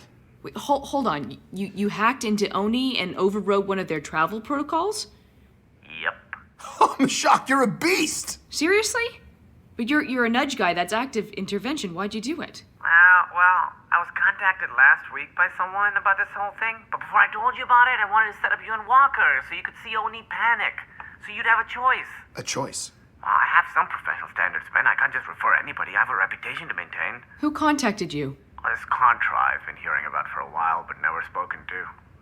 Pharaoh? Pharaoh? Who's Pharaoh? Okay, well, that's definitely my cue to get as far away from you guys as possible. Good luck with your whatever this is. Right. Petra, come on. Who's Pharaoh? No, you don't understand. This was already a mess, and now you have no idea. Right now, at this moment, everyone in this room has a chance to walk away and cut ties. Even you, Ben. Just stop. But what if Pharaoh can help expose what they did to Dion? We don't know yet, okay? It's just... Ben, I'm leaving. I can't be here. But look, I never finished telling you. I looked into Dion, too. And? Who's Dion? The first guy I interviewed. Sully sent me to him, and everything he said was wrong. But, like I said, Ray, I found out from multiple sources that he was a real guy. So it's... Yeah, he was. What? Ben, Dion died 7 years ago. What do you mean? I don't know who you were talking to in that interview, but the boxing coach he was pretending to be is dead. That was a smoking gun.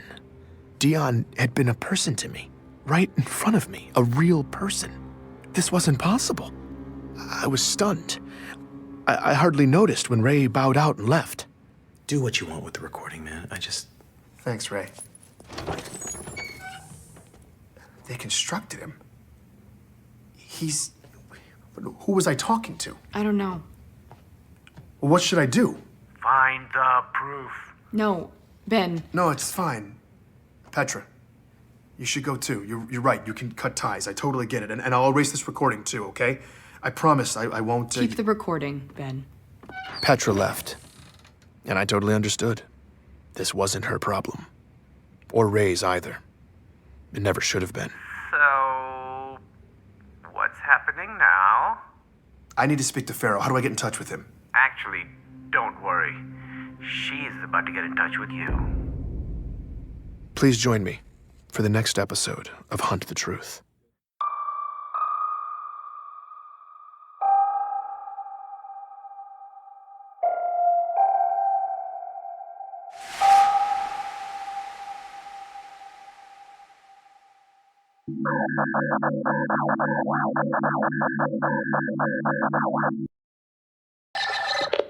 Hello? Come on, Miss Shock. If you think this is Mashak, think again. This was Mashak. 71 What makes him think that these are funny? What makes him think that these are funny? Wait, this is what you choose to leave on your phone for that? I mean, it's not even funny. It's not funny. Good luck! Miss Shock, it's neither of them are funny. They're not even... It had been 3 days since the Dion bomb. That friendly old boxing coach I'd interviewed, the guy whose facts weren't lining up, turns out he'd been dead for 7 years.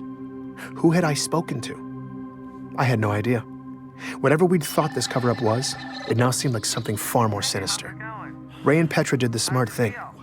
They cut ties and left. Mashak was the only one who hadn't bailed. Oh God, you know what? It's not funny, Mashak. Instead, he'd give me a potential breakthrough. Apparently, I was about to be contacted by Pharaoh, a mysterious insurgent with intimate knowledge of ONI's tactics and buried history. That was the good news. The bad news? I'd heard nothing since.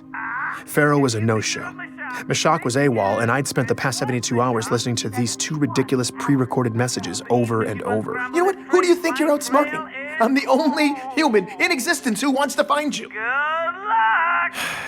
My team had been reduced to this man. In a weird way, I'd been comforted by the idea of Mashak's constant surveillance. I liked knowing that at least somebody was out there, even if just to corroborate my existence. Mashak, Not reaching. are you there right now? The recorded message. Are you listening? You idiot. And now, he was gone. I was beginning to worry something had happened to him. Mashak, are you listening? Just tell me if you are. Wait, is that you? Mashak? I'm so glad you got through. Oh, man. Where have you been? So I could rub it in your face that you're now 3 full Oh, days come on! behind me. Oh, my God. Good luck. Oh, my God, if I ever get a hold of him, I'm going to kill him. I'm Benjamin Giraud, and this is Hunt the Truth.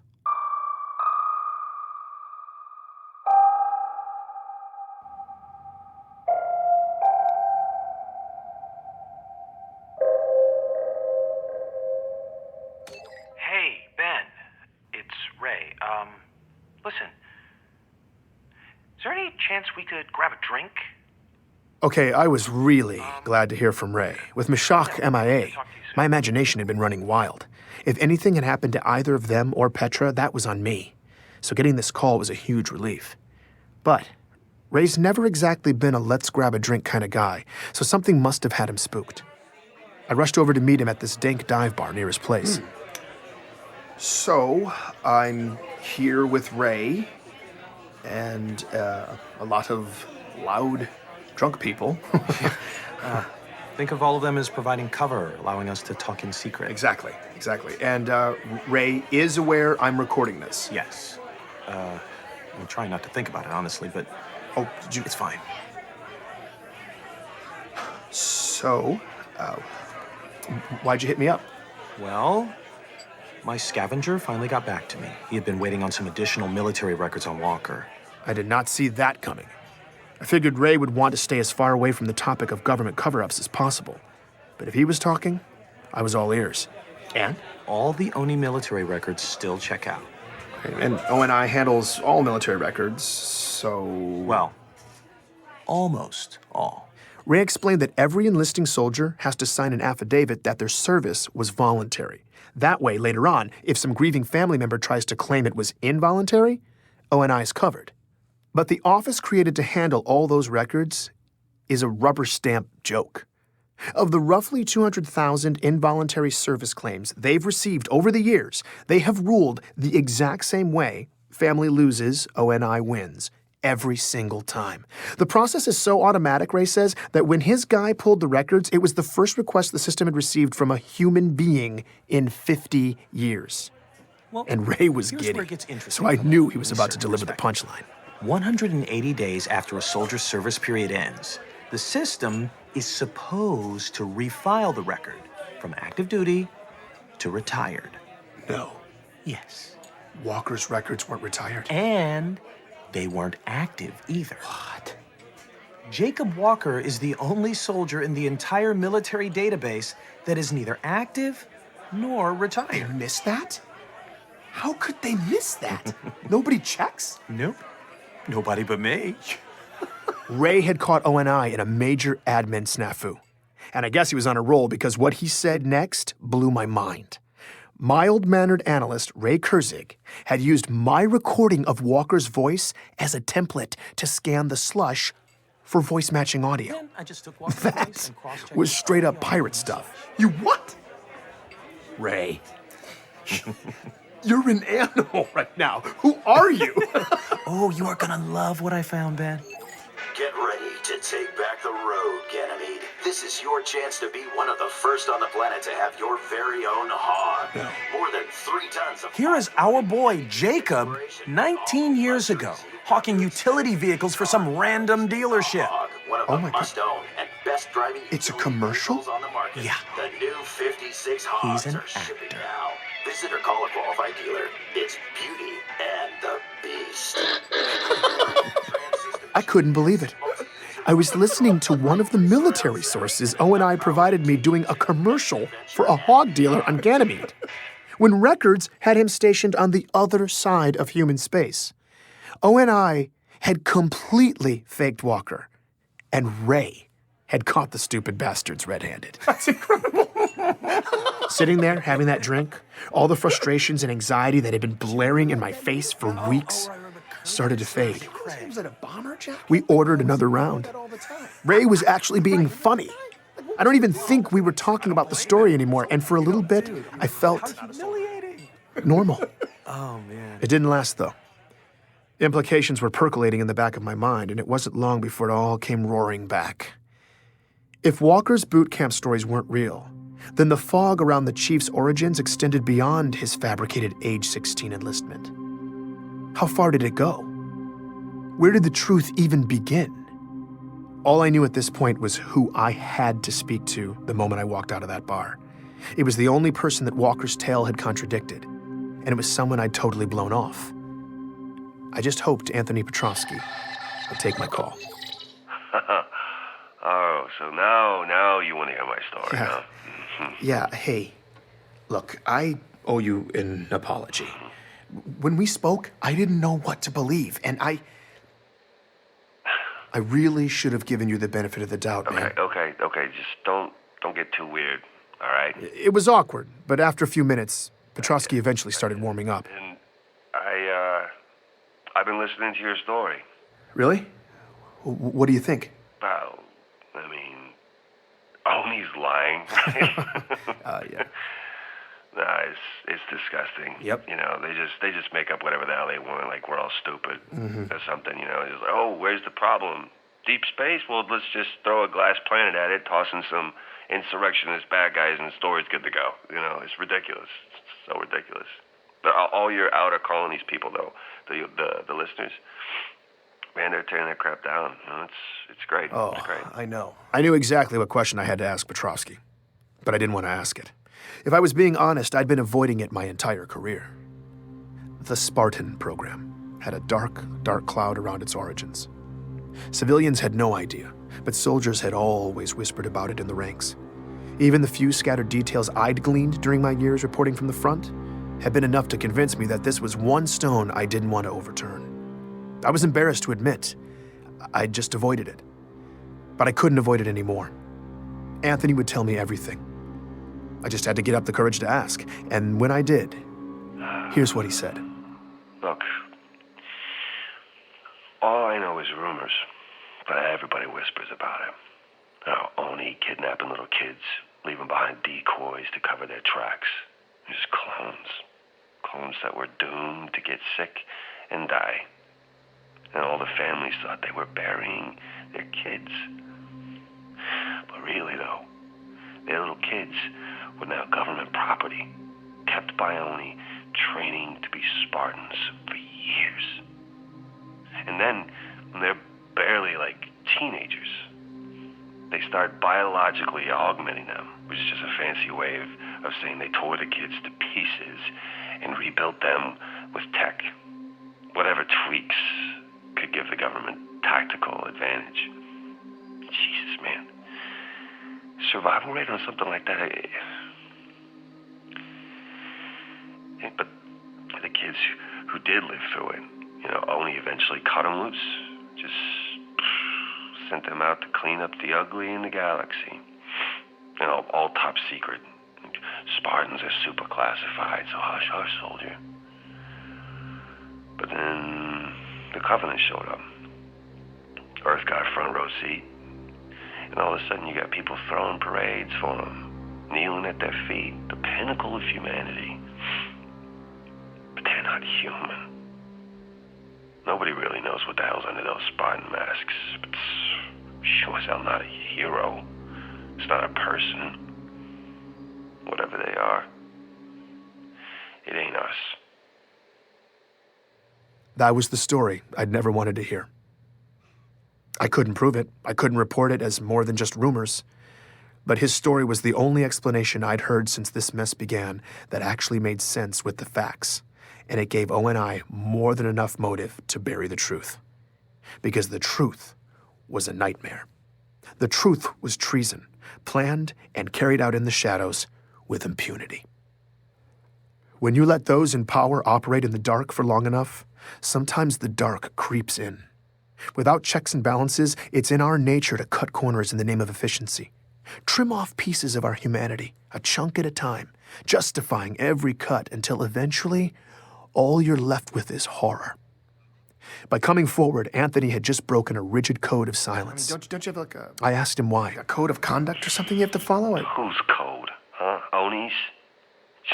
Yeah, I don't care about that. Look, I don't blame that John kid. Master Chief, whatever the hell they call it, just does what the masters program it to do.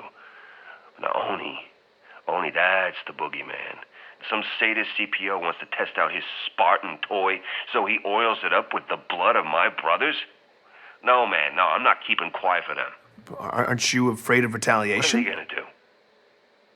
Tell me. Are they gonna make my life suck? Even more than it does? It's too late. I mean, I understand, Ben, you haven't seen where I live, what my house is like. But let me just tell you this, you might prefer the shelter. I eat canned proteins, man. I am one mischeck away from living on the streets all the damn time. I got a titanium arm. Huh? Vets benefits? On this planet, it's a joke. And this is how they repay me for running through the meat grinder for 15 years, for laying down your life every damn day for them. And you think I owe them some kind of responsibility to be quiet? No, I don't owe them a damn thing. Not after what I've been through. Good, thanks. I gotta go. I'm sure this sounds callous of me, but as Petrovsky described his hardships, I was drifting away. His story had left me dazed. I said I wasn't feeling well. I had to go. I hope it He helps. understood. It did, thanks. I needed to step back and look at the full picture of what ONI had done, but my mind just wouldn't do it. Instead, I was fixated on one odd piece. The doppelgangers made to replace the kidnapped kids. Out of the disgusting quilt Petrovsky had laid out, I was stuck imagining the tragic life of one of these clones. They were human. They were created in a lab, altered so their bodies grew painfully fast, their bones stretching by the hour, newborns inflated into 6-year-olds. Someone taught them to walk, to speak. Did their handlers touch them? Did anyone look in their eyes? Did they have names? When it was time, ONI plopped them into some other kid's life, leaving them alone in a dark, unfamiliar room in a bed that was probably still warm. In the morning, a family would walk in, strangers who wouldn't even know to explain any of this to them. No one would comfort them. They were completely lost. And then these small children would begin to die, breaking, withering away, surrounded by confused, heartbroken strangers who were powerless to help them, all the doctors making frantic attempts to stop the spreading rot from eating this little, terrified person alive.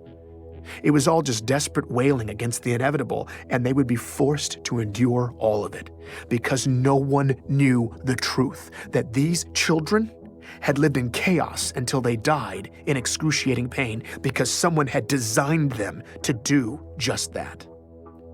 The nightmare the clones endured was not a byproduct of ONI's plan. The nightmare was the plan.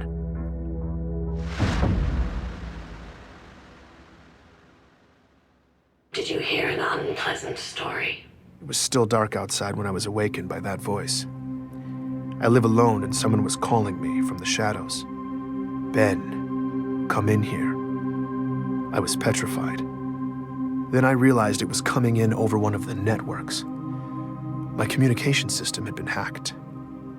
I started recording. Pharaoh was finally here. And apparently, she'd let herself in.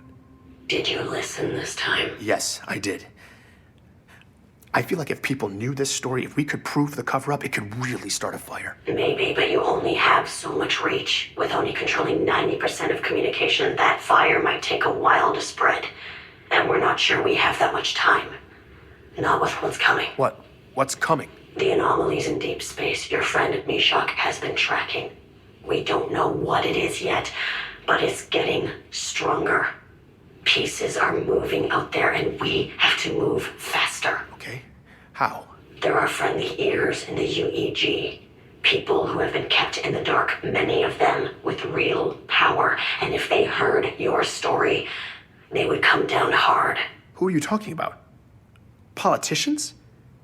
Who's ONI been keeping in the dark? There are high-ranking senators who don't know about any of this. You need to tell them. Speak truth to power. Get Oni Brass in the same room when you do it so they don't have a chance to spin it, and the senators would be able to blow it all up right there. Okay, but what am I going to do? Arrange a roundtable with ONI chiefs and Senate leadership? Even if those people ever were in the same room, they wouldn't invite me over to ambush half of them. I don't see the opportunity. We create the opportunity. How? By creating panic. We give the public a hard truth. Ugly information that Oni can't contain. The cover-up, the Spartan program stuff. No, that's what will ignite the senators. The public needs a headline, imminent and explosive. Your story will make waves in the outer colonies, but on Earth and everywhere else, it's too complex and historical to cut through the noise. We don't have time for a slow burn. The public needs to hear a simple message. That we all might be about to die. And that's what we'll give them.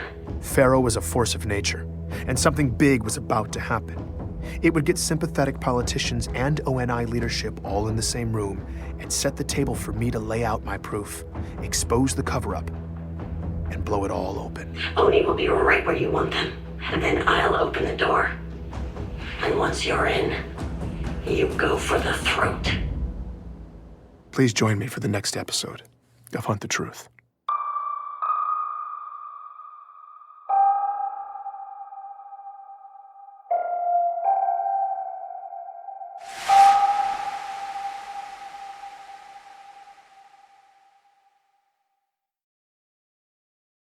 Hell have you done? Do you have any idea how much insanity this is causing? I can't even... What are you doing? I know what they are. Why are you putting them in my face? Pull the report! I just thought... Ben, hold on. I have to fire an idiot for cause. This was the first I'd heard from Petra in a while. Ben, get your ass out of bed and call me now! And judging by the messages she'd left me overnight, something major was happening. I hit her back right away. Well, Ben, congratulations. You now have us all fully engulfed in flames. Would you like to explain why? I had no clue what was happening. Anytime today, Ben. Petra picked up on that. You didn't do this. What do we even... I don't have time for this. Check your feed. Call me back. I did what she said. And the feed hit me with a tsunami of information unlike anything I'd ever seen. Every journalism outlet, every social hub, seemingly every person alive was buzzing about the same thing. The leak. The leak. It had hit the open network overnight, and it was all about the Master Chief. I didn't understand. As far as the public was concerned, reports of Spartan activity had almost always been categorically unknowable. And now he was front-page fodder? I skimmed the stories frantically, saw the same tags popping up over and over. Collusion with the enemy, civilian casualties, abducting a hero, assassinating an icon. Oh no, oh my God. What The Master Chief What? did that? What the hell is going on? Those were just the facts reported by journalists. The opinions of the public were far scarier. Like missiles firing wildly in all directions from every corner of inhabited space. This leak about the Master Chief, whatever it said, had already begun deeply dividing people, sending ideologues on both sides scrambling to gain the moral high ground. I needed to see the source material. It didn't take long to find. Everyone had the same file, a suppressed incident report from an embassy in the outskirts that had already been viewed almost 500 million times. What it said was perfectly clear. 10 days ago, in the Outer Colonies, the chief had suddenly appeared in the middle of a densely populated city at a regional embassy, where inside, long-awaited peace talks between human and alien delegates were on the cusp of an historic agreement. The chief stormed in and instantly killed the bodyguard of Outer Colonies Ambassador Richard Sakibo, starting a firefight that would claim 19 human lives. He abducted the ambassador and blasted an escape path through security personnel, mowing them down with extreme prejudice as he escorted the alien delegation to safety. Once aboard his waiting evac ship, they fled the planet, leaving years of diplomatic work in ruins. The next day, local officials picked up a signal beacon that led them to a nearby field. There, they found the architect of the talks, revered peace activist Richard Sakibo, last seen in the chief's custody, lying dead in the grass. I'm Benjamin Giraud, and this is Hunt the Truth.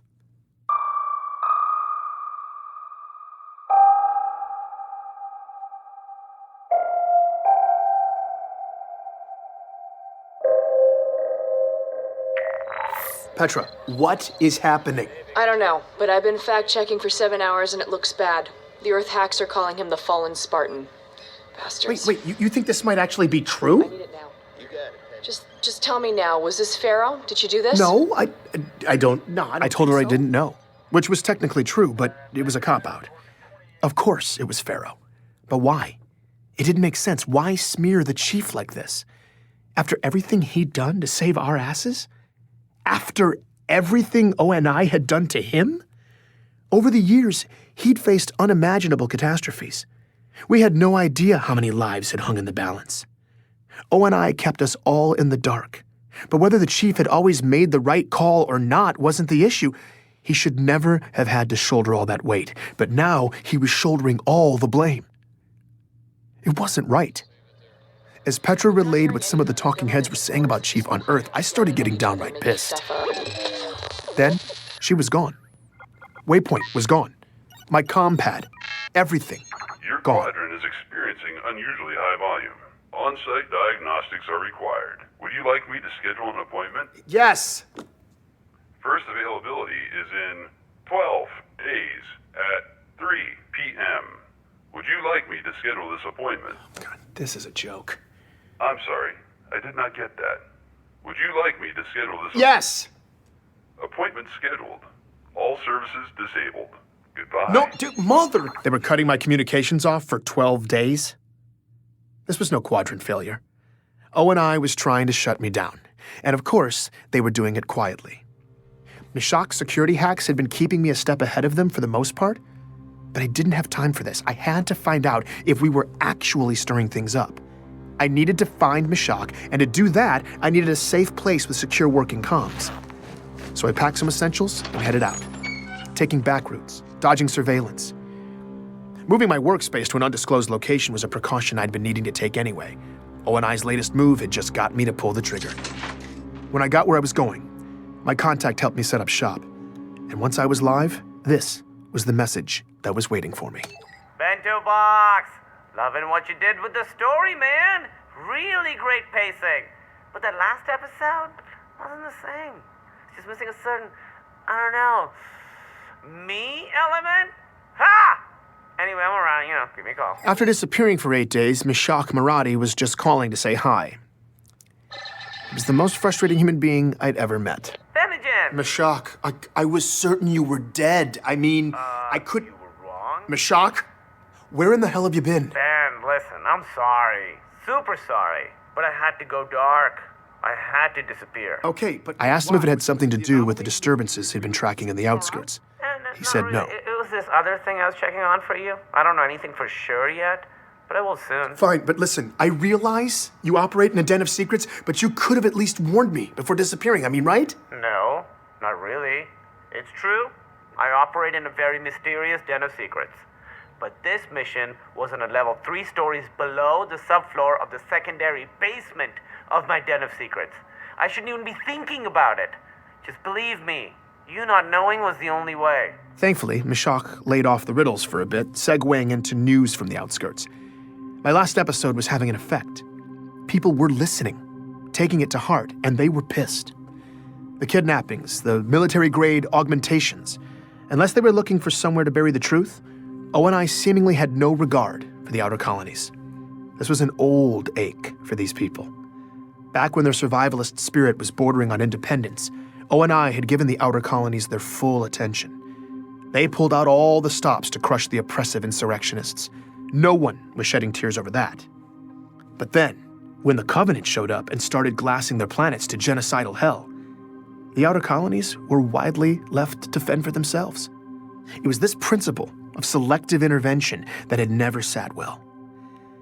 But where my story had started to reheat that unrest in the outer colonies, last night's leak had brought it to a boil. So the idea is the chief went into berserker mode, right?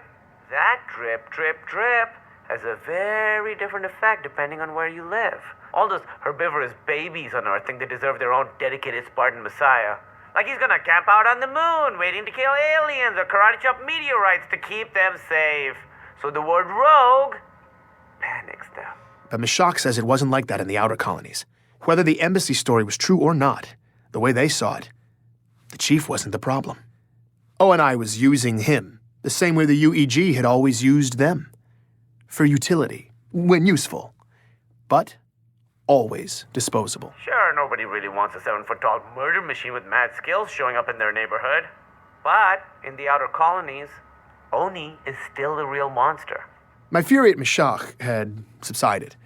I was glad he was back. If I was going to pull off confronting O&I and exposing everything to the senators, I needed as much ammo as possible. And luckily, he was on the same page. After hearing my interview with Petrovsky, he'd buried his face in the slush, curating decades of data and the research of his nutjob predecessors, compiling sort of a greatest hits of O&I's atrocities. He pushed me to a scattergraph of every case of exotic pediatric autoimmune disorders for the first few decades of the century. Any kid who had a disease like John's. After some variable tweaking, a galactic map of human space popped up, decorated with clusters of dots, one for each sick kid. He told me I was looking at a reasonably accurate representation of where every single defective clone ONI planted had died. Wow. Wow, he says. Of course, wow. But you're about to turn into a wow when you see this. He overlaid the graph on another map that showed the distribution of human population. He asked me what I noticed. It's not random. It's not random. Ben, never be a statistics professor. This is the opposite of random, okay? For their Spartan abductions, Oni heavily favored the outer colonies. It's like their favorite candy store, except instead of candy, they were scooping up child soldiers. Because it's easier to cover your tracks out there. Yeah, and you could easily make the argument that these children's lives were assigned a much lower value than, say, those of Earth kids or kids from Mars. Genetically, they will be no worse than inner colony specimens, but as to the human cost, outer colonies kids just spend easier. I'm not sure if the data was going to be conclusive enough for the senators, but the implication was certainly heinous enough. The whole point of abducting kids in the first place was to create super soldiers for crushing the insurrection. That was the original mandate of the Spartan program. But in their secret child poaching, ONI had favored the very same parts of the outer colonies they were targeting for that military campaign. So years later, when the Spartans landed their bloody anti-insurrectionist campaign in the outer colonies, many of those Spartans were simply the harvested children of those communities coming home. But these native sons weren't fighting for their homeland. They weren't there to protect their families. They were carrying out the political agenda of ONI, serving the very government that had violated their families and torn them from their childhoods. As far as the not in my backyard philosophy goes, this was double dipping by ONI, enough to incite pure rage. But Meshach had been working on something else too. I've been tracking old police scanner data, putting it together for your big whistleblow. Makes a pretty gnarly case. Okay. Did you ever wonder what would happen if one of Oni's doomed to die clones didn't die? I hadn't considered that possibility, but it was chilling. What happened to them? It's not what happened to them. It's what happened to the people they'd been made to replace. 2 soldiers ran into a perfect copy of themselves. Think about it. You're secretly plucked from your childhood bed, thrown into a totally different life. And now, years later, you meet a mirror image of yourself. Someone who got to keep living your life. I mean, they'd probably seem to be more you than you. 2 records I found, 2 soldiers, both suicides. A story like that would be hard to listen to, but that's horrible. It would also be hard to ignore. Just try to get me that. I just hoped Pharaoh would know how to reach me. Don't worry, she'll find you.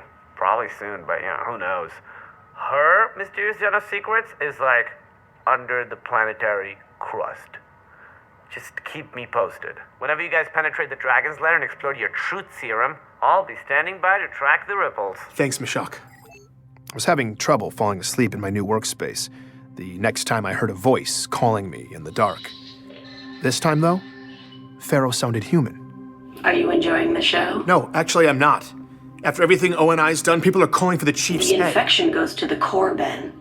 When you cut all the way in to extract it, you can't always control what sprays out. But you're the one spraying it. You chose to smear the chief. I'm not smearing anyone. Everything I leaked was real and But we don't know the whole story, and the implications of this story are the only implication is that an aging Spartan may be going off the rails. And sadly, it may be true. Your story set the table for that. When you break children to make warriors, you take a risk of burying psychological damage deep in your soldiers. And for critical decision makers, that's a liability. I don't know what motivated the chief to shoot up that embassy, and I don't know what he's doing now. But he is off leash. He is proving the liability. All I did was expose it by peeling back the very layers of Oni secrecy under which that liability was born and allowed to fester. I didn't know what to say. This felt all wrong to me. Ben, the chief is the savior of humanity. I know that. The true patriots know it too. This is the painful part. Right now, the chief is being chopped down, but he will be vindicated. This is how we puncture to the core. By sacrificing the chief in the short term, we've opened a deep hole, and when the bleeding slows, it's Oni's exposed nerve that will get all the cold scrutiny. It's just hard hearing what they say about him, and people are going nuts. I mean, a lot of the inner colonists are actually denouncing him. They're terrified. And the anger in the outer colony seems to be turning ugly fast. You The see blood that, of right? their hero is spraying in their face. This is exactly what we need. This is the chaos I said would happen. I guess I just didn't think it was gonna be like this. Chaos has a high price, Ben. But the pieces are moving. Our opportunity has arrived. Pharaoh told me that as of this morning, the meeting had been scheduled. Personnel were already en route to Earth. And in a few days' time, ONI brass would be testifying in front of high-ranking UEG senators in closed sessions. Pharaoh was going to hack in and get me a direct, unbroken feed so that I could lay out ONI's ugly secrets to a handful of the most senior lawmakers in the land. I had to prepare fast. I was anxious there wasn't enough time to make Meshach's data convincing enough, but Pharaoh gave me an idea that could amp up the persuasion. She listened in as I made the call. Anthony? Hey, man, how you doing? I just laid it right out there. Do you want to help bring down ONI? He didn't respond. I started to get nervous, but then he spoke up. You bet your ass I do. What do you need from me? Petrosky was in. I gave him marching orders and hung up. I'm so happy to hear Pharaoh that. seemed pleased. Things seemed to be falling into place. So that's your real voice? For the most part. Just off enough to be untraceable. So why'd you switch it up? What happened to the scary voice? Well, we're about to go somewhere scary. I wanted you to feel like you knew who would be fighting at your side. I appreciate that. I couldn't believe we were really going to do this, but I was lit up and ready to go. Ben, I wanted to give you a heads up. There's still one more leak coming. What do you mean? It's the icing on the cake. Just to keep the pieces in motion. Okay, what is it? When is it hitting? It just did. I pulled up my public feed. It took a moment. And then it hit. Security video from the Outer Colonies Regional Embassy. Pharaoh was already gone. Is this real? But her latest leak was live. Right now, millions of people across occupied space were all watching the same thing. Master Chief Petty Officer Spartan 117, seemingly unprovoked, waging a brutal assault against the peace consulate on Biko. Please join me for the next episode of Hunt the Truth.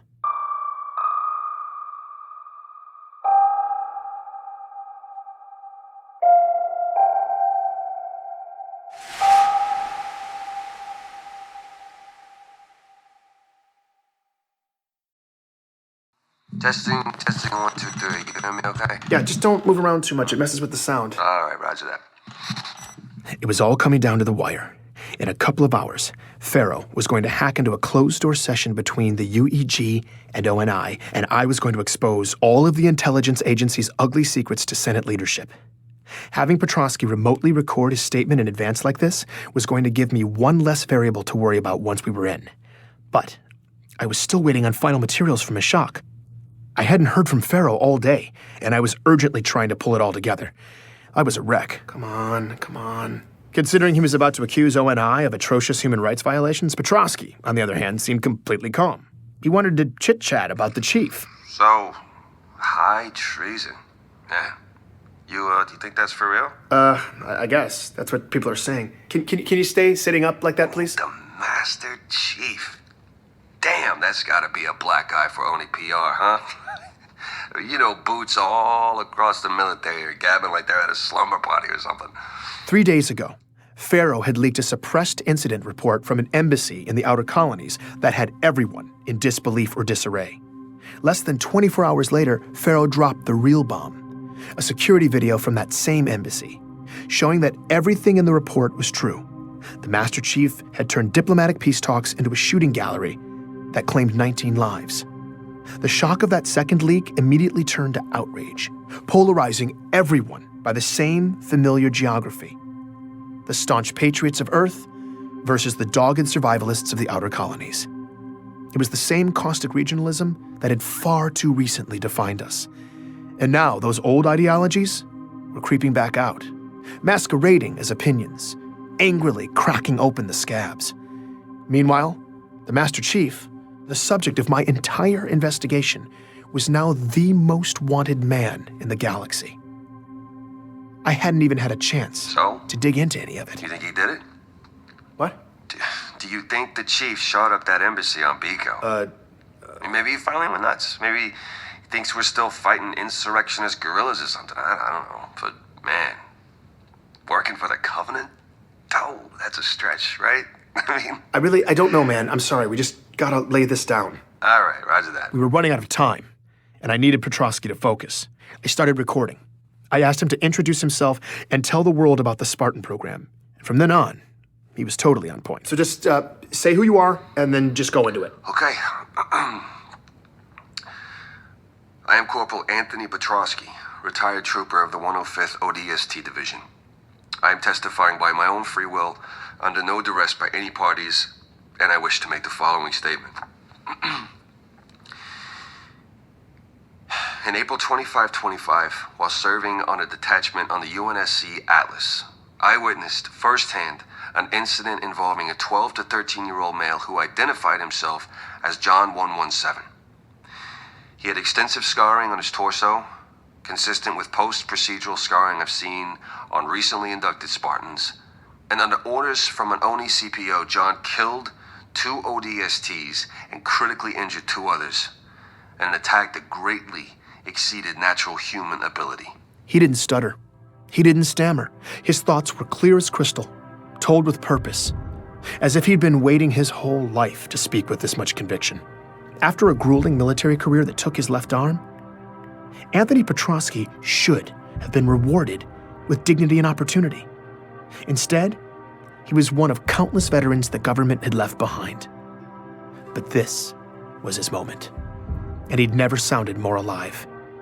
As he laid out his damning testimony about ONI's biological augmentations of children, I knew Pharaoh had been right. Petrosky's words would humanize this story and persuade even the most jaded senators to listen. I had exactly what I needed from Petrosky. I am testifying with absolute certainty that the speed, power, and coordination this person exhibited was categorically impossible without the benefit of a full battery of military-grade augmentations. Afterwards, the Office of Naval Intelligence, through our COs, issued an order of absolute suppression of all accounts of this incident. Through coercion, pressure being brought to bear, we were ordered to keep silent, to never speak of this publicly, upon fear of court-martial. How's that? That okay? Yeah. That was amazing. I can't thank you enough. Yeah. All right. You give him hell. Now I was just praying Meshach would come through. Pharaoh would be able to bypass the most sophisticated security system in history, and I could get hacked into a meeting between the most powerful people alive. I needed a miracle, and I needed it to happen in the next 90 minutes. I'm Benjamin Giraud, and this is Hunt the Truth.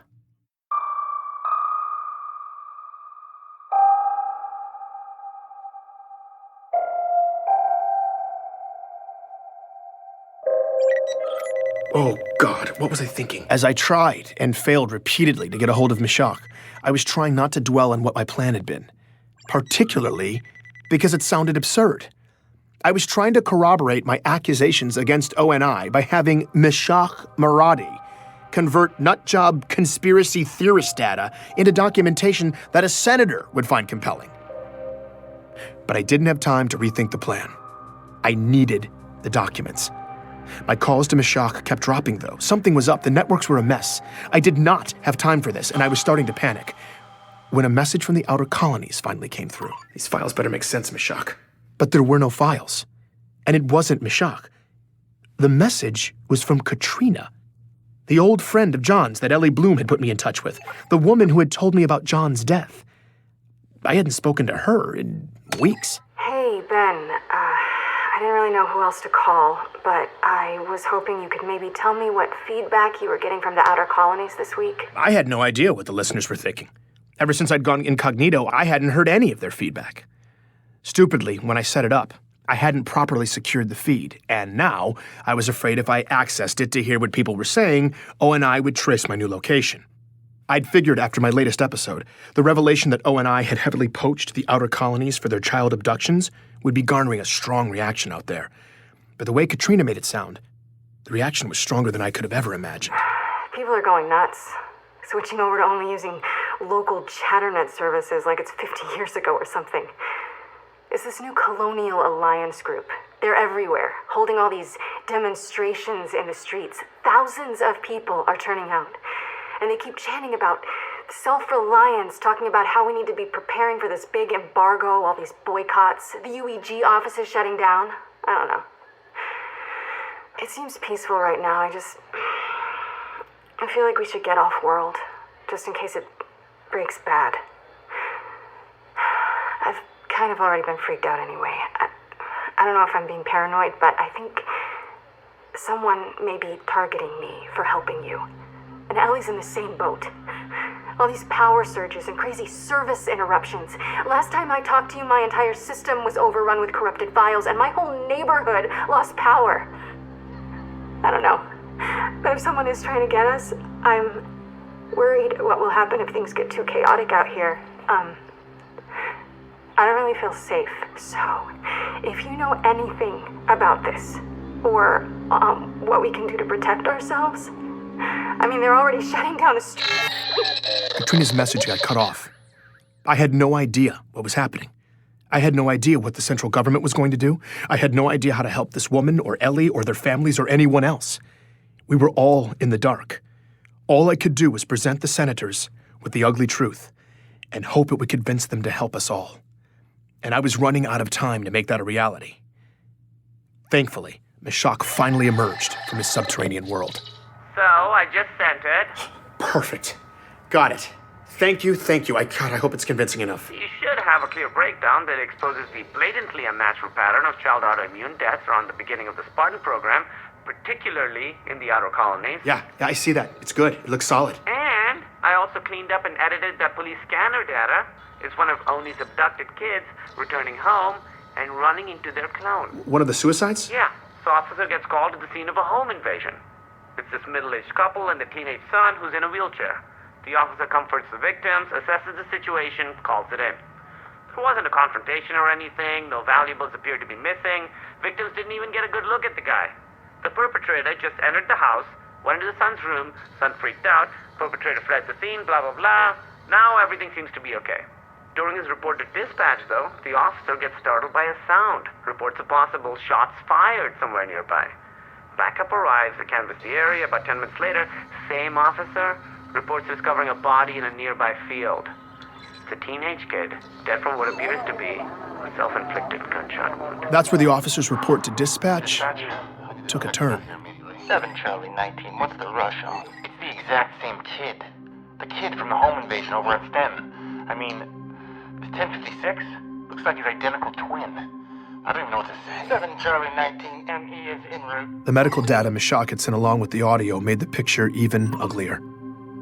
The son was in a wheelchair because months of medical procedures had left him with permanent nerve damage from when he was 6 years old, under treatment for autoimmune and significant cognitive disorders. Those procedures that left him paralyzed were nearly identical to those from John's medical records. Before the survivors had been removed from the data, this boy had been one of the dots on Meshach's scattergraphs of likely clones. I didn't know what to say. So I realize it's messy. Whether you can use it or not, at least now you know. I didn't have enough time to wrap my head around this new piece. So I made the difficult choice not to use it. But hearing yet another ONI horror story made me all the more determined to blow it open. I just needed Pharaoh to show up in the next few minutes with a miraculous way to get in the door. Thanks, Meshach. So this should all be going down here in Don't be nervous. You'll be great. I've got all my channels open, ready to go. Whenever it pops off, the murmurs will pop up. And if the senators are making moves against Oni, that's the kind of chatter that rattles teeth. So don't worry. We'll know soon enough if it worked. Thanks, man. Okay. I'll, Hey, just real quick. I know you're super busy right now with your Crusade of Honor, But as soon as you can, you need to get caught up with what's happening in the outer colonies. Your last episode is turning kernels into popcorn, and there's a fault line in the tectonics I need to talk to you about, so here's... Ben will call you back. Hacking in and cutting off Meshach, yet another dramatic entrance for Pharaoh. And this one came not a moment too soon. Pharaoh, what's happening? I'm all ready. Do you have a way in? I'm already in. And this is how it's going to work. You have the files ready for upload. I'll secure a connection and give you a direct feed into the hearing. You'll present Petrovsky's testimony, upload the files, and make your case. Quickly, because they're going to do everything in their power to shut it down. They might even be able to trace your location. If they run too much interference, I'll have to scale us back to a one-way feed. So we may end up flying blind, but they'll still see and hear everything you say for as long as I can keep that connection open. Are you ready to play for real? I had to be. Yes. Good. I'm patching you in now. Go for the throat, Ben. This was it. Every shred of journalistic integrity I had left was about to go out the window. I had a strongly biased opinion, and I was about to deliver it to some of the most important policymakers in government. This wasn't just an expose of ONI's deeds. It was an indictment that constituted a call to arms. I just hoped the senators would listen. There was no audio, but I suddenly had a full view of the congressional chamber hosting this meeting. I couldn't believe this was happening.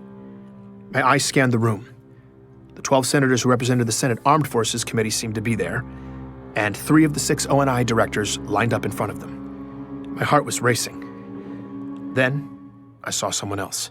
Wait, is that Sully? Ben, you're live in 3, 2, 1. I saw my face pop up in the main display at the head of the room. The proceedings seemed to stop as all the heads turned and looked at me. For a moment, I froze. And then I began. Distinguished representatives of the Unified Earth Government and the Office of Naval Intelligence, my name is Benjamin Giraud. I was a journalist hired by Commander Michael Sullivan to do a profile on the Master Chief Petty Officer John 117, and my contract was terminated for exposing a widespread cover-up by ONI on his true origins. As I spoke, I tried to look at the camera and ignore the return feed. The image of my own face speaking to a room full of supremely powerful people was incredibly distracting. I could see out of the corner of my eye, though, that it was working. They were listening. Then, my feed went black. Keep talking, Ben. I had to cut the return feed, but you're still live in the room. I tried to focus. ONI has gone to great lengths to keep you and the public from knowing critical information about the Spartan program, their lack of institutional control of the Master Chief in the Outer Colonies, and the genetic modification of abducted children that eventually became warriors like the Master Chief. What I'm about to play for you is testimony from ODST Anthony Petrovsky regarding the Spartan program. I am Corporal. As Petrovsky's testimony played, I was starting to doubt whether or not it was still actually live when I got a message from Sully.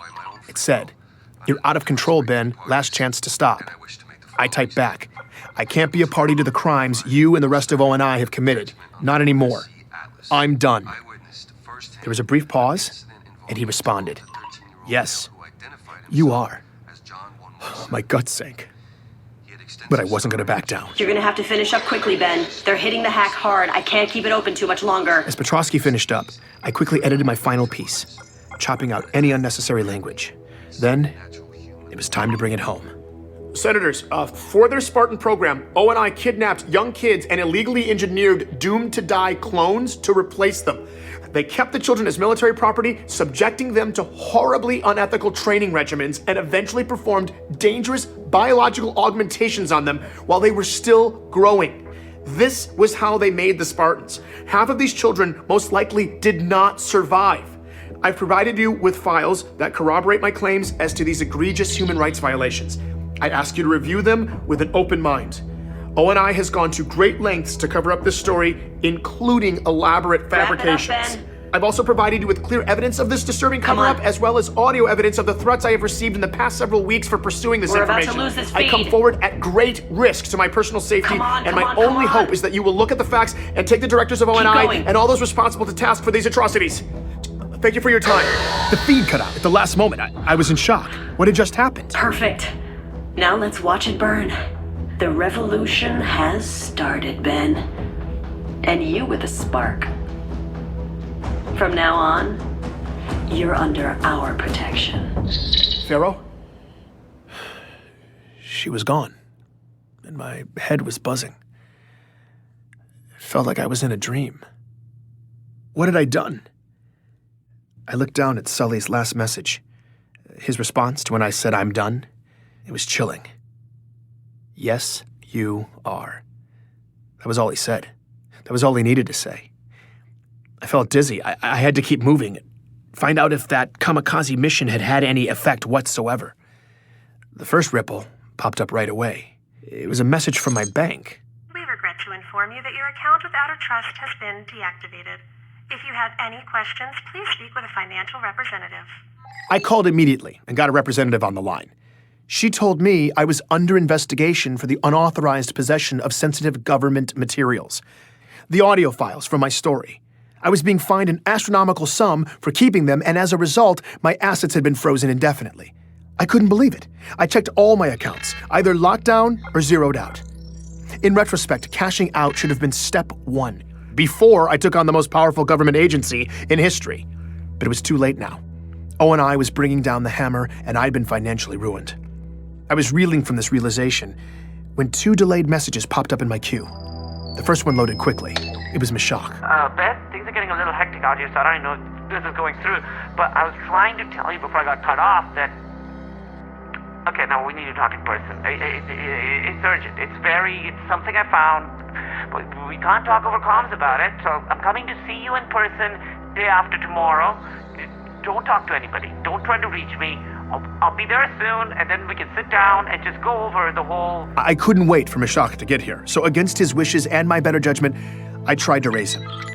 But something was wrong. Like everyone else in my region, I'd had plenty of failed calls to the Outer Colonies in my time. But this was different. Like it didn't even send the call. I checked my ChatterNet feed. It was full of comments from people just like me panicking because they couldn't reach the Outer Colonies. Scattered reports that the communication buoys themselves had been shut down. That didn't make any sense. The second delayed message finally finished loading. It was from Katrina. Ben, I can't even... Point is down. It's totally gone. We're completely out... my parents, Ellie, no one from the whole system is... Internet. And there's a full court... Please, if you can tell someone what's happening or get somebody to need help and we food and then silence.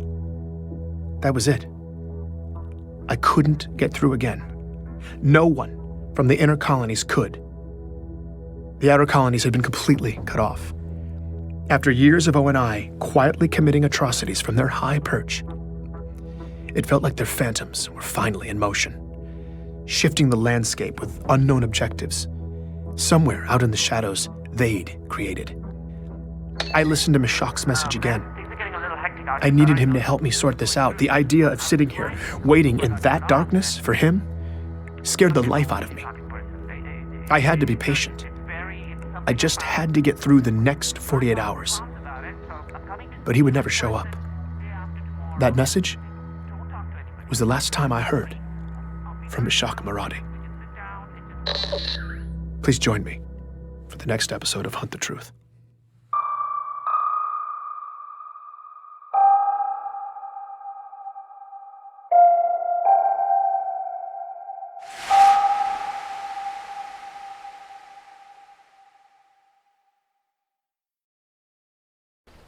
And wait. That's what you do when you hide in the dark. And once you've fired everything you've got at the monster, hiding in the dark is all you can do. 1,000, 2,000. Ever since we'd hacked into the Senate hearing, I'd been listening and waiting, hoping our testimony would find the right ears, afraid O&I would find us first, just sitting here in the shadows. I didn't know where O&I ended and the world began. And it was the not knowing that kept me up. Because even if we had landed a fatal blow, all we could do was watch and wait for gory chunks to surface. So far, the surface was calm. The only thing I knew for sure was Meshach had never shown up. Every day since had been sickeningly silent, and every night, my doubts grew darker, haunted by scenarios that always ended in quiet, black bags. What had I done? Pharaoh and Petrosky could handle themselves, but if O and I had come from a shock, it was my fault. And now they would be coming for me. I'd been holed up here for days. Darkness brought nightmares, so I'd stopped sleeping in it. Nighttime was work time, and I kept my display as dim as possible. Only my contact knew I was here, and I wanted it to stay that way. This place was all concrete and dark corners. I'd memorized the sounds the building made, the breeze shushing down the stairwells, the click of the cooling system's hibernation mode, the scurrying of rats in the walls. Anything else, and I would instantly black out my display, crawl beneath the window, and wait on high alert until the sounds and shadows normalized again. Then, I'd count to 100 and crawl back. I hadn't deviated from the protocol once. Till tonight. With the storm pounding on the roof, screaming through the high vents, I was effectively deaf. Anyone could have snuck up on me. All of the concrete was echoing, and all those dark corners seemed to be coming alive, coming down the hall, and I tried to remind myself, if anyone came, they'd hit the tripwire. I'd have 5 seconds to hide. But every bump was a footstep. Every howl was a voice, and everything in me told me someone was inside the building. I wasn't going to wait for the tripwire. I slid over to the loose panel on the floor. Beneath it, there was a narrow space. I squeezed into the gap and closed myself in. No matter how hard it stormed, no matter who came for me, no one would find me here. Waiting in the dark. That was the hard part. But spending the night under the floor was the best sleep I'd gotten in weeks. I'm Benjamin Giraud, and this is Hunt the Truth.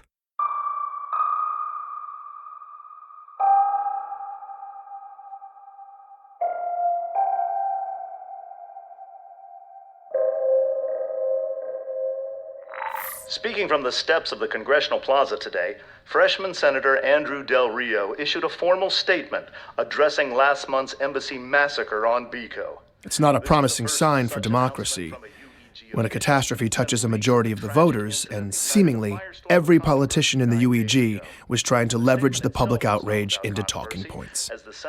Everything from military spending to tax relief. Not Senator Andrew Del Rio, though. His sights were centered on one narrow target. Of the fallen Spartan yet. So, the Master Chief stormed an assembly of peace activists and began to gun people down. Now, I'm sorry, but the Spartan 2s are fundamentally flawed and dangerously outdated. They are an embarrassment and danger with their rusting tech and degraded neurology. But we just keep bleeding taxpayers dry. Well, now we're seeing the real cost. That program isn't built on faded glory, but faded principles. Volatile remnants of powerful weapons governed by increasingly corroded minds. There is a reason you'll never see a video of a Spartan 4 attacking civilians or murdering heroes. I can vouch personally for the character of each and every Spartan 4 as warriors and as people. After the tragic events on Bico, I don't think there's a person alive who could say the same for the Spartan 2s. Mark my words, if we fail to decommission the Spartan 2s, there will be more Bicos, and there will be more massacres. Nobody wants to say it, but damn it, somebody has to. For those 19 families whose loved ones are never coming home because of this false Spartan, this broken bastardization of a soldier who would abandon his post, dishonor his uniform, and slaughter the very people he's sworn to protect. In the name of decency, it's time to tear down that statue and put down the Master Chief. I had to hand it to Andrew Del Rio. escaped with The his man costume. had focus. Diplomatic icon However much I hated Del Rio, and the whole propaganda machine, the leaks, the video, the report, they didn't lie. The chief shot Ambassador Sakibo's bodyguard at point-blank range, grabbed the ambassador, then escaped with the alien delegation in a hail of gunfire and dropped off Sakibo's body the next day. Those were the facts. And no matter how corrupt these politicians were, I couldn't argue with the evidence. Chief needed to come in and face due process so we could know the truth. I still believed in the chief. I believed that his legend would be restored, and I knew that there had to be more to this story.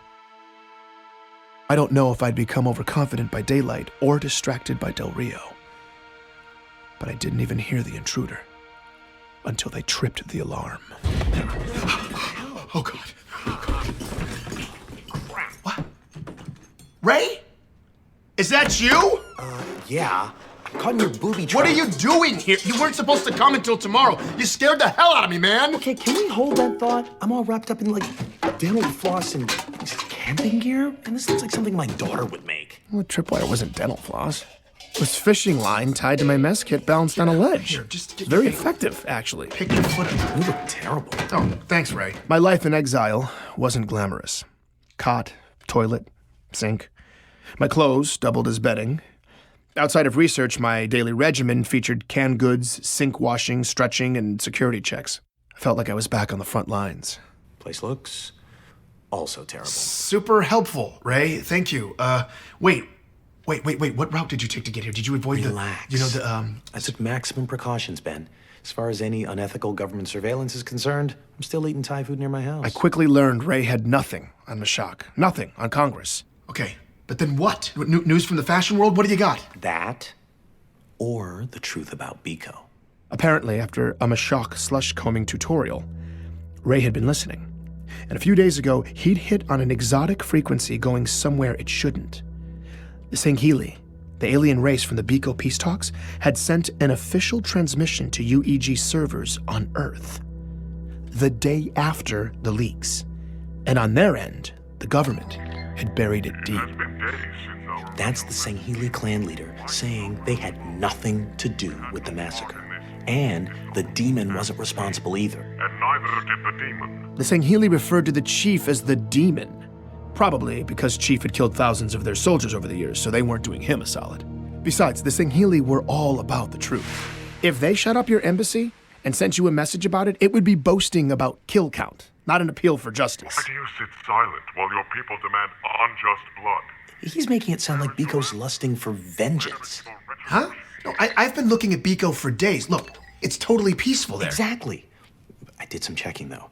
That feed is an old loop. The outer colonies are mostly cut off from us, but someone's cut Biko off from everybody. Nobody outside Biko knows what's happening there, and it's ugly. Ray had managed to track down Ravi, a scavenger who had made his living going terrible places, then selling intel to the highest bidder. He'd been sitting on Biko fact-gathering since Sakibo's funeral. And for this job, Ray was getting his money's worth. Protests, riots, martial law, but since the funerals, not a single prominent figure on Biko has said a word about any of it. At least not in public. Off the record, Ravi's embassy contacts were livid. Sakibo's people wanted to make a statement, clear the Sangheili, but they couldn't. The magistrate, Laurel Adams, had silenced the leadership and the media. Nobody was talking. How does she have the authority to do that? She doesn't. Adams is a puppet. The gag order came from Earth. The UEG? Why would they squash the massacre? To protect the chief? Nope.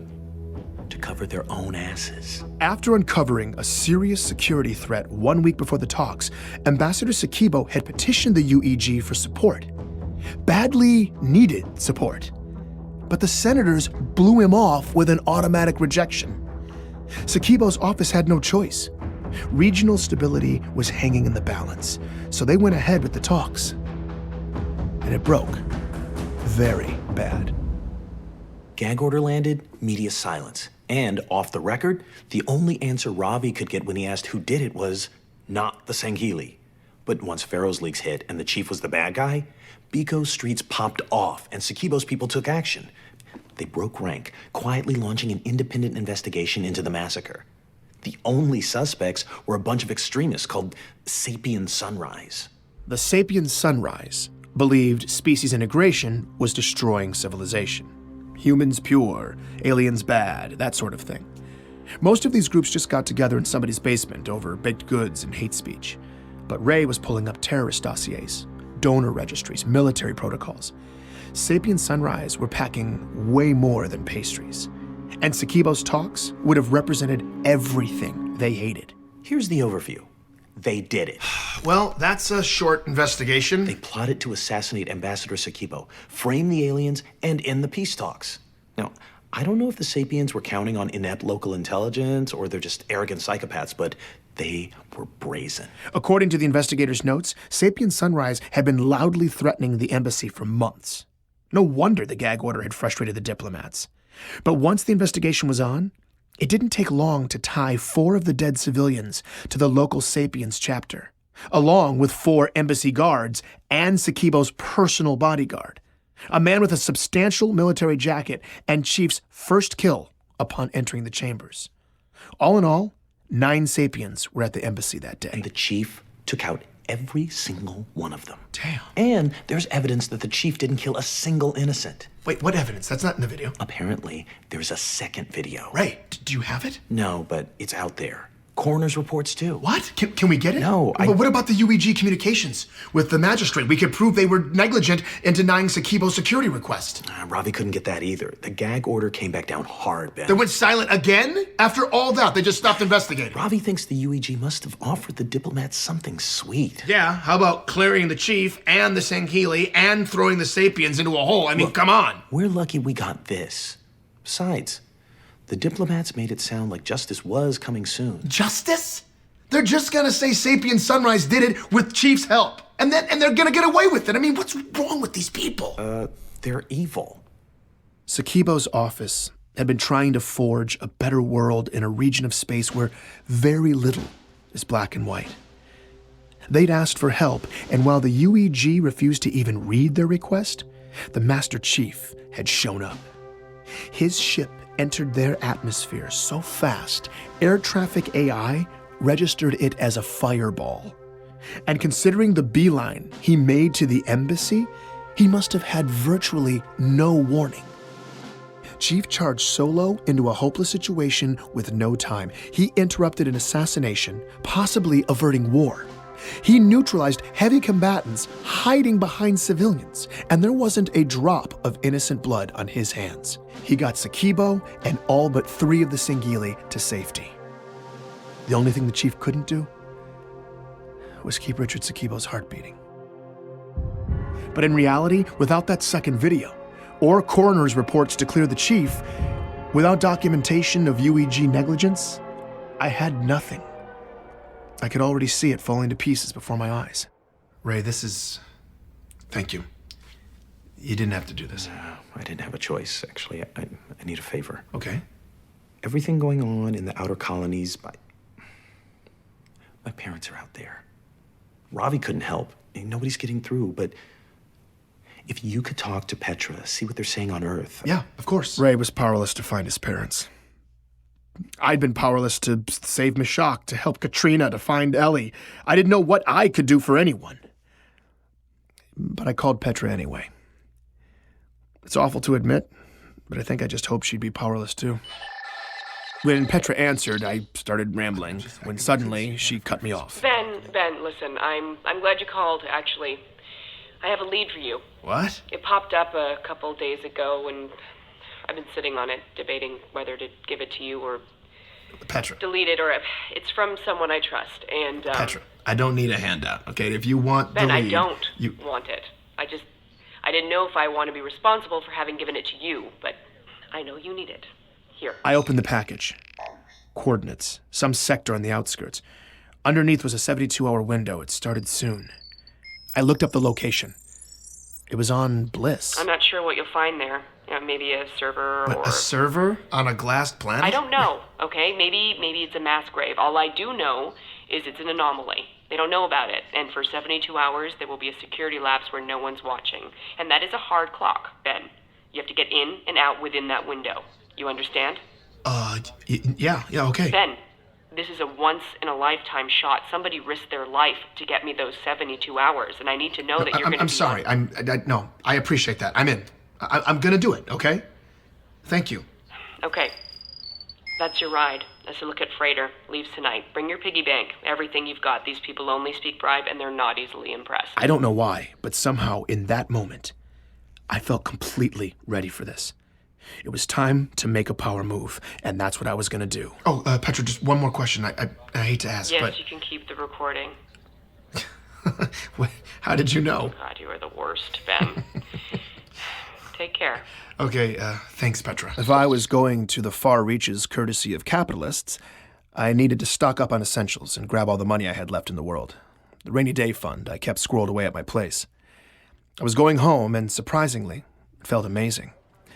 Stepping outside for the first time in so many days, finally having a real destination, it gave me freedom and purpose again. I was all ready for a quick grab and go, but as I breezed up the walkway to my building, I saw something weird. Notices from the city stapled to the front door. This structure had been condemned. Unfit for human habitation? What the hell was this? My key scan still worked, though, so I pushed into the dim entryway. The power was off in the building. It was silent. And every door down the length of the hall was ajar. What in the hell? Hello? As I moved down the silent row, I glanced into my neighbor's apartments. Hello? Everything inside. Furniture, fixtures, pictures, windows, everything had been draped in clear plastic sheeting that stirred as I passed. The second floor was the same way, silent. Every door open, every last inch inside covered in plastic. As I turned the corner, though, I noticed my door, still damaged from Petra's boot, was closed.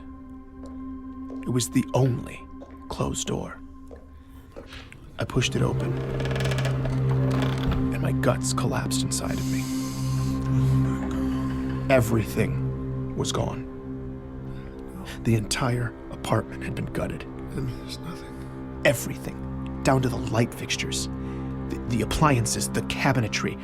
They'd pulled up all the flooring, stripped all the trimming, ripped out all of the plumbing. All of it was just gone, without any hint that it had ever been there in the first place. As a breeze moved in through the gouged out sockets where my windows had once been, I realized it had gotten dark. The monster had been here. It had come inside my home. And now everything I had been completely erased. Please join me for the next episode of Hunt the Truth.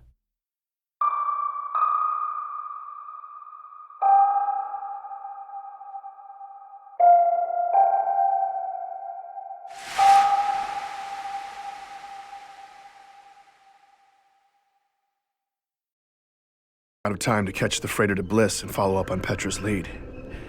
But I wasn't going to the outskirts. I wasn't going to take down ONI. I was going to sit here, in between the floor joists of my old bedroom, and let all those loose bits of silica glass poke through my clothes and scratch up my skin. At this point, I didn't care. The room I used to sleep in didn't even have a floor anymore. The night was pouring in over my shoulders, and no matter how hard I tried to disappear into my hoodie, the temperature just kept dropping. I never should have come here. They'd evacuated my neighbors, taken all my things, my stash of money, torn everything down to the bone. And they hadn't even left me a hint that I'd ever existed in the first place. ONI could erase anything they wanted to. Hunt the truth. I just sat there. It was quiet. When I got a call. Hello, who is this? Ben, you need to get out of there now. They found you. Wait, Pharaoh? Wait, no, how Ben, did you... listen to me. I told you I'd protect you. Now go before it's too late. Protect me? I don't even know who you are. How can I even trust I'm not going anywhere. Have a pity party later. You need to get out of there now. It was already too late. Okay, Ben, listen to me. Ben. I could hear them out there through the giant hole where my windows used to be. Oh, no. I needed to hide, stay quiet. If they were using biometrics, I needed to slow my heart down too. But I was terrified. And then I froze. ONI was here. And everything became instinct. I flew out of my apartment into the hall. A door. Any door. I picked one, but the plastic sheeting. I stepped too loud. So I retreated and slipped through a door across the hall. Soft feet this time. Moving as fast as I could toward a back bedroom, avoiding the wrinkles on the floor, navigating the silhouettes of draped furniture. Trying to be silent. I curled up beneath a bedroom window and listened. That was my door opening. They were in my apartment. Had I left any evidence? I needed to relax. I breathed and waited. They would systematically scan the building until they found me. And then they were going to stuff me in a bag. I closed my eyes, tried to disappear. The sounds had gotten faint. This was my chance. I could make it to the stairwell, but I had to go now. I went, and 3 strides into the living room, I could hear them coming around. I dropped down out of sight behind a couch. They were right outside. I waited. It was quiet. And then they struck. No. The agents began to overpower me. They were about to put me down when the agents crumpled to the floor. They were dead. What happened? I tried to clear my eyes so I could see when suddenly I heard one of the agents still alive. And then he wasn't. I saw the shooter emerging from the shadows, snatching up the ONI compads and stepping right up to me. Do you trust me now? Yes, what? Yeah. More agents will be here in 2 minutes. You can wait here to die, or you can get your ass out that window right now. I did what she said. Okay. I just met Pharaoh. I'm Benjamin Giraud. And this is Hunt the Truth.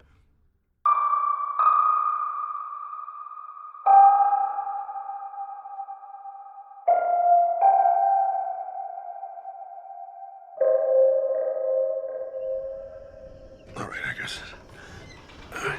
Pharaoh led the way along the ledge to the fire escape.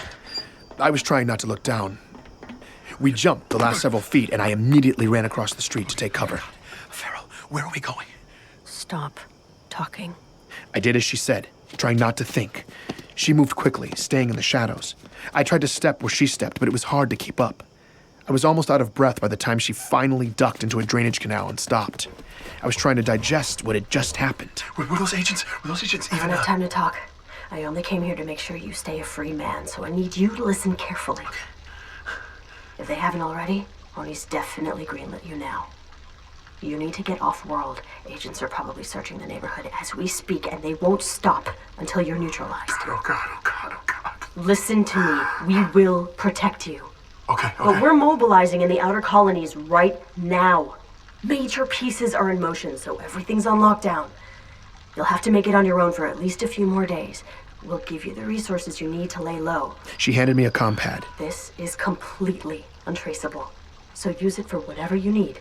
It gives you access to a secure account, too. You'll have more than enough credits. What, really? Seriously? Ever since ONI froze my accounts, I hadn't even been able to buy a cup of coffee. And now Pharaoh was giving me a trapdoor out of financial ruin. She'd already saved my life. And now This is great. I can't thank you enough. You can access our network of safe houses on there. The protocol's blocked right now, but when the lockdown ends, it'll automatically prompt you. I'll make sure they know to take care of you. Wait. Won't you be there? The move we're planning is dangerous. I'm about to go dark. And this time, it might be permanent. What? Wait, no, what? Why are you taking this much risk? There's no time. The window's closing, and the chief is still taking the fall. Your story exposed Oni. The Beagle leaks cut him deep. We had those bastards bleeding. But when the senators didn't bite on our hack, Oni had a chance to recover, so we are going all in while they're still vulnerable. That's why we're on lockdown. The mission's desperate at best, but there's no silver bullet. But no, there has to be. It's okay, Ben. I'm not afraid to die. What we're doing is so much bigger than me. And I know there will always be people to continue the fight. People like you. O&I was coming after me with everything they had. Pharaoh had saved my life, and now she was prepared to lay down her own. I couldn't lay low. I knew what I had to do. Wait. I may have a silver bullet. I convinced Pharaoh to hold off on her plan for a few more days while I followed up on Petra's lead. I knew whatever I did, with whatever I found there, would have to be big. But if it took making a major impact to keep another one of my friends from dying in the fray. I thanked Pharaoh again. Thank you. Told her I'd see her soon, and we parted ways. I stayed in the shadows and moved quickly across town to the freighter, headed for Bliss. Only stopping once at an old military surplus along the way. I stocked up there, then caught my ride out to deep space.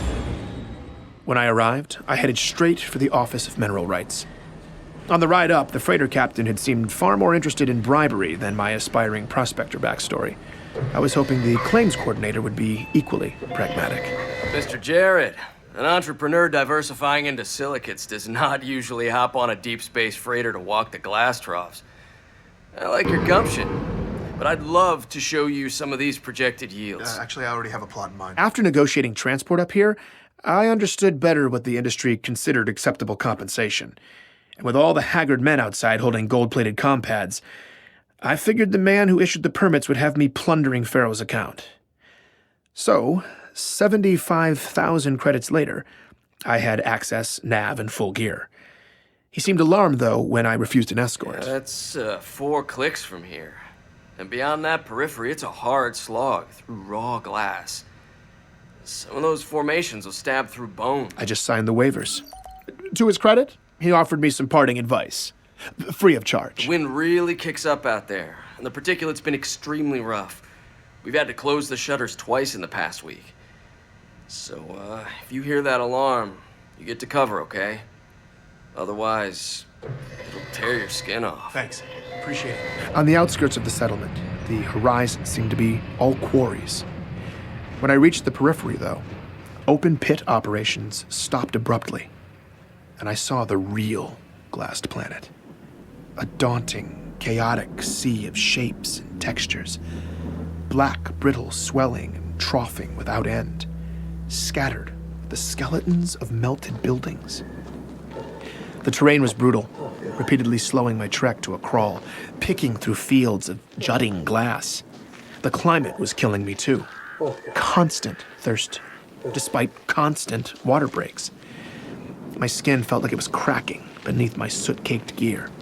And after choking on a mouthful of dust, I'd been breathing on the respirator for the past hour. Occasional desert plants pushed through the cracks, bright blue or blood red. But aside from the crows stalking the settlement's landfill, that was the only non-human life I'd seen. It was all that fine ash. 32 years later, still suspended in the atmosphere, it precluded thriving life, as it painted the surreal sky above, constantly shifting with the erratic winds. Gorgeous streaks to diseased palls.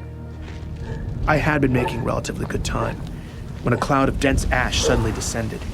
I stopped. I was totally blind. I didn't want to take a step.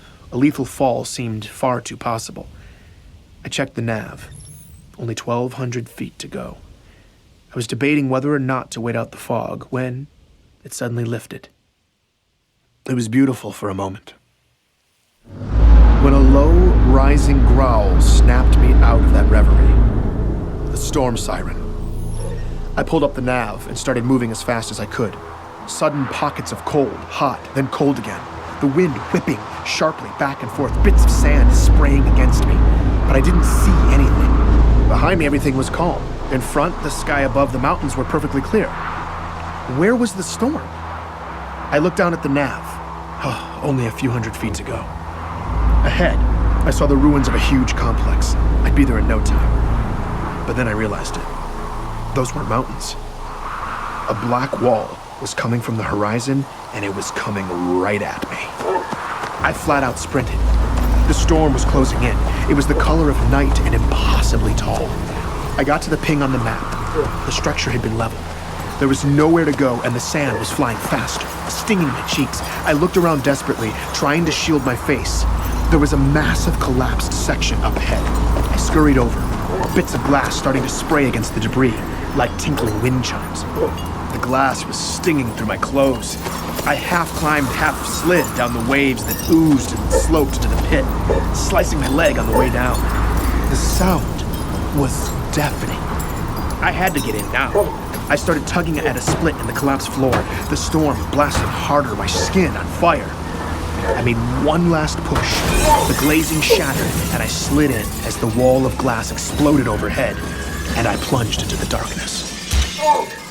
I laid there for a bit, before pulling off the respirator. My skin was stinging all over.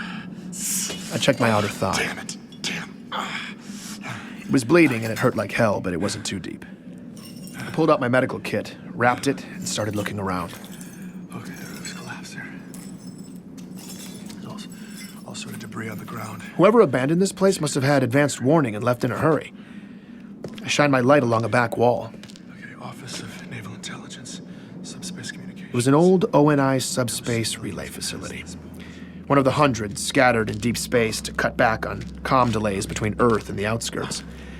ONI wouldn't have left anything useful in a place like this. Okay, Pedro, what am I looking for? I followed every warning sign I could find, looking for anything restricted access. A few flights down and dozens of turns in, I was standing on what appeared to be the lowest level. And based on the long echoes into the darkness, the room was huge. I moved through dozens of rows of tall shelves draped with drop cloths. Whatever had happened on Bliss hadn't made a dent down here, apparently. I peered behind one of the cloths. Guns, explosives, ammunitions, all kinds of aftermarket mods. None of this was UNSC sanctioned. Seriously, guns? Had I come all this way for neatly organized contraband? You gotta be kidding. But that's when I saw it. Out of the corner of my eye. Coming from the shadows at the back of the room through a glass door. No way. A tiny blinking light. No way, it can't be active. An active relay? The relay? In an ONI facility? There could be anything on it. There could be everything on it if someone screwed up. The surface destruction was catastrophic. They could have just assumed the glassing had gone this deep. And ONI probably wasn't even operating in any real capacity out here anymore. Okay. This had to be why I was here. Let's see. I immediately hooked up my comm pad, and I couldn't believe it. Oh, did I? The server was in standby, but it seemed fully functional. Connecting? Something kicked on deep below, and low auxiliary light filled the room. Oh my God. I started entering queries. Biko. It was current. I remembered the name of the raw file for the Biko video that Pharaoh leaked. That video popped up, and so did the second video, the one Pharaoh hadn't seen. I pulled it down and opened the footage. It was a composite of every single angle cameras captured that day. The original video just showed Chief firing down the hallway where 4 civilians had died.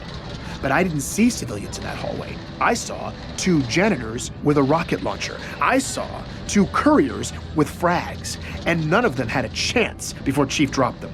Shot for shot, bullet for bullet, I watched him take out the terrorists, firing his handgun exactly 12 times, hitting only assassins every time. I saw the bodyguard and 4 embassy guards firing at Sakibo himself. And the best part was, the coroner's reports backed up all of it. Ray's scavenger was dead on. It was indisputable. Chief killed the bad guys killed the innocents. I found Sakibo's original request for security and the UEG's immediate automatic rejection. I can't believe it. I had everything I needed to clear the chief. We got him. But there was so much more to implicate ONI. I got an awful idea, and I knew exactly what to search next. Benjamin Giraud. As the results popped up, a chill went down my spine. Psychological profiles on me. Conversations between Sully and his bosses. Bullet point lists of my pressure points and relationships. This was making me nauseated. I downloaded the files, but I couldn't read it. Oh, no way. I scrolled through my interviewees. Gabriela Dvorak's real military jacket, 2524, she was on Dwarka. She'd never set foot on the planet where she supposedly liberated a young John.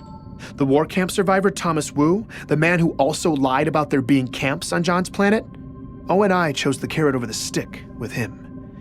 They promised to fund more memorials and awareness campaigns for survivors of the insurrectionist camps that Thomas and countless others endured. I found the actors, too. Walker, I see you, bastard. Paul Gustafson, a.k.a. Jacob Walker, was in there. His acting resume, personality notes, agreements to surrender existing work and retire. And then I found Dion, or Simon Kensington. There was even video of him rehearsing, tweaking his Dion delivery, responding to whatever prompts his ONI handler was giving.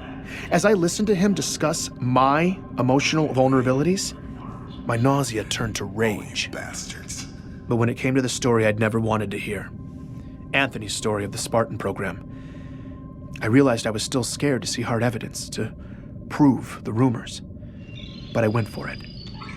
I quickly found myself looking at highly classified assignments pushed to ONI scouts in 2516. Queries and requisitions from planet after planet, weighted toward the outer colonies.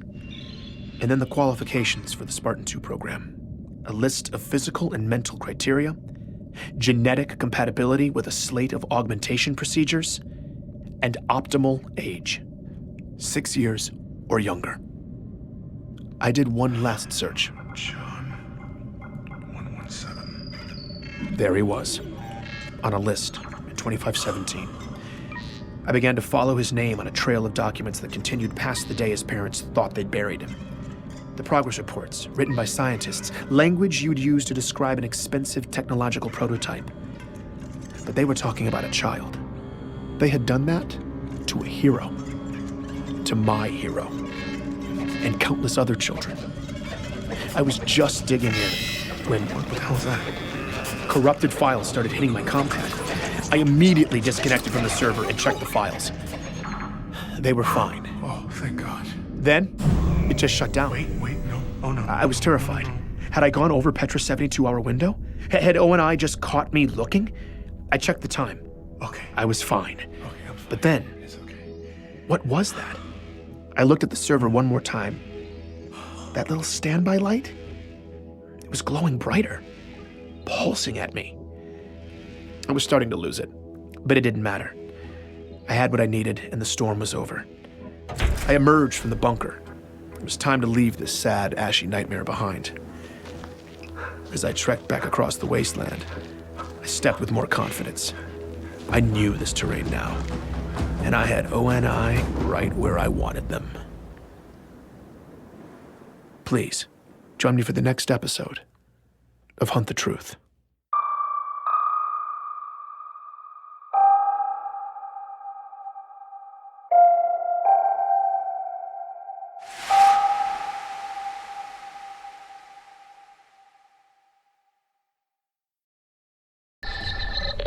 Who the hell is this? Anthony, it's Ben Giraud.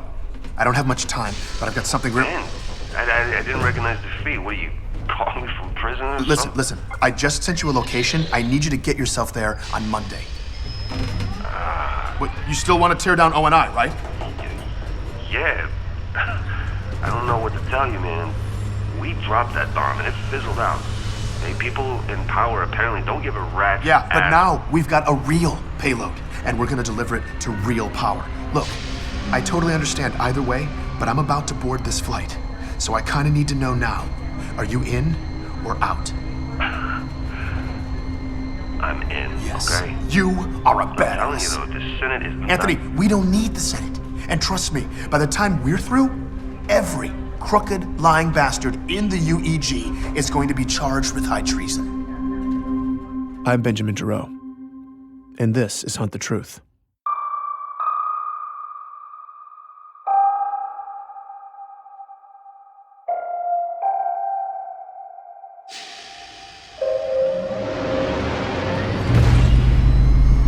My ride was about ready to leave Bliss. The freighter was fully loaded and doing safety checks. I hung back on the dock so I could make another call. Hello, this is Raymond Kurtzik. Ray, it's Ben. Dude, what is this feed you're calling me Ray. from? Are you okay? Yeah, I'm fine. Look, I found it. Found it? Found what? Everything. What do you mean, everything? Look, I just transferred you the files. Don't say what it is. Okay. Hold on. I listened as Ray opened the folder and saw everything O&I had never wanted us to see. Ben, where did you get this? You wouldn't believe me if I told you. But this is our chance, man. This is our only chance to put a stop to all of this. I don't know what to say. Now, Ray had backup files on everything. And I needed one last favor. He was the only person I trusted with it. I pushed him a list of domains and asked if he'd forward every last file to everyone on it. When he saw the list of addressees, I could hear his jaw drop. After the shock wore off, though, he said he'd make it happen. No problem. Man, I really can't thank you enough. But we got him, Ray. We got him.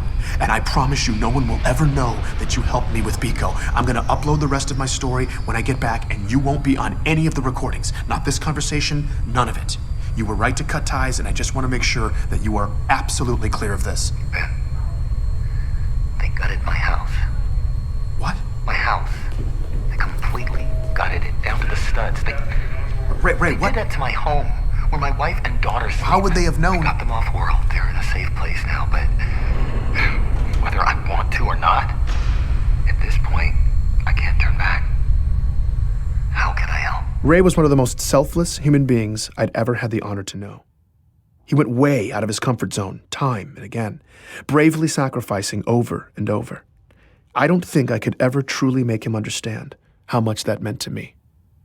I sent him instructions over encrypted texts, and we finalized our plans. I thanked him again, we wished each other luck, and we said goodbye. The next time I'd see him was going to be a life-defining moment, and there was no one I'd rather have at my side.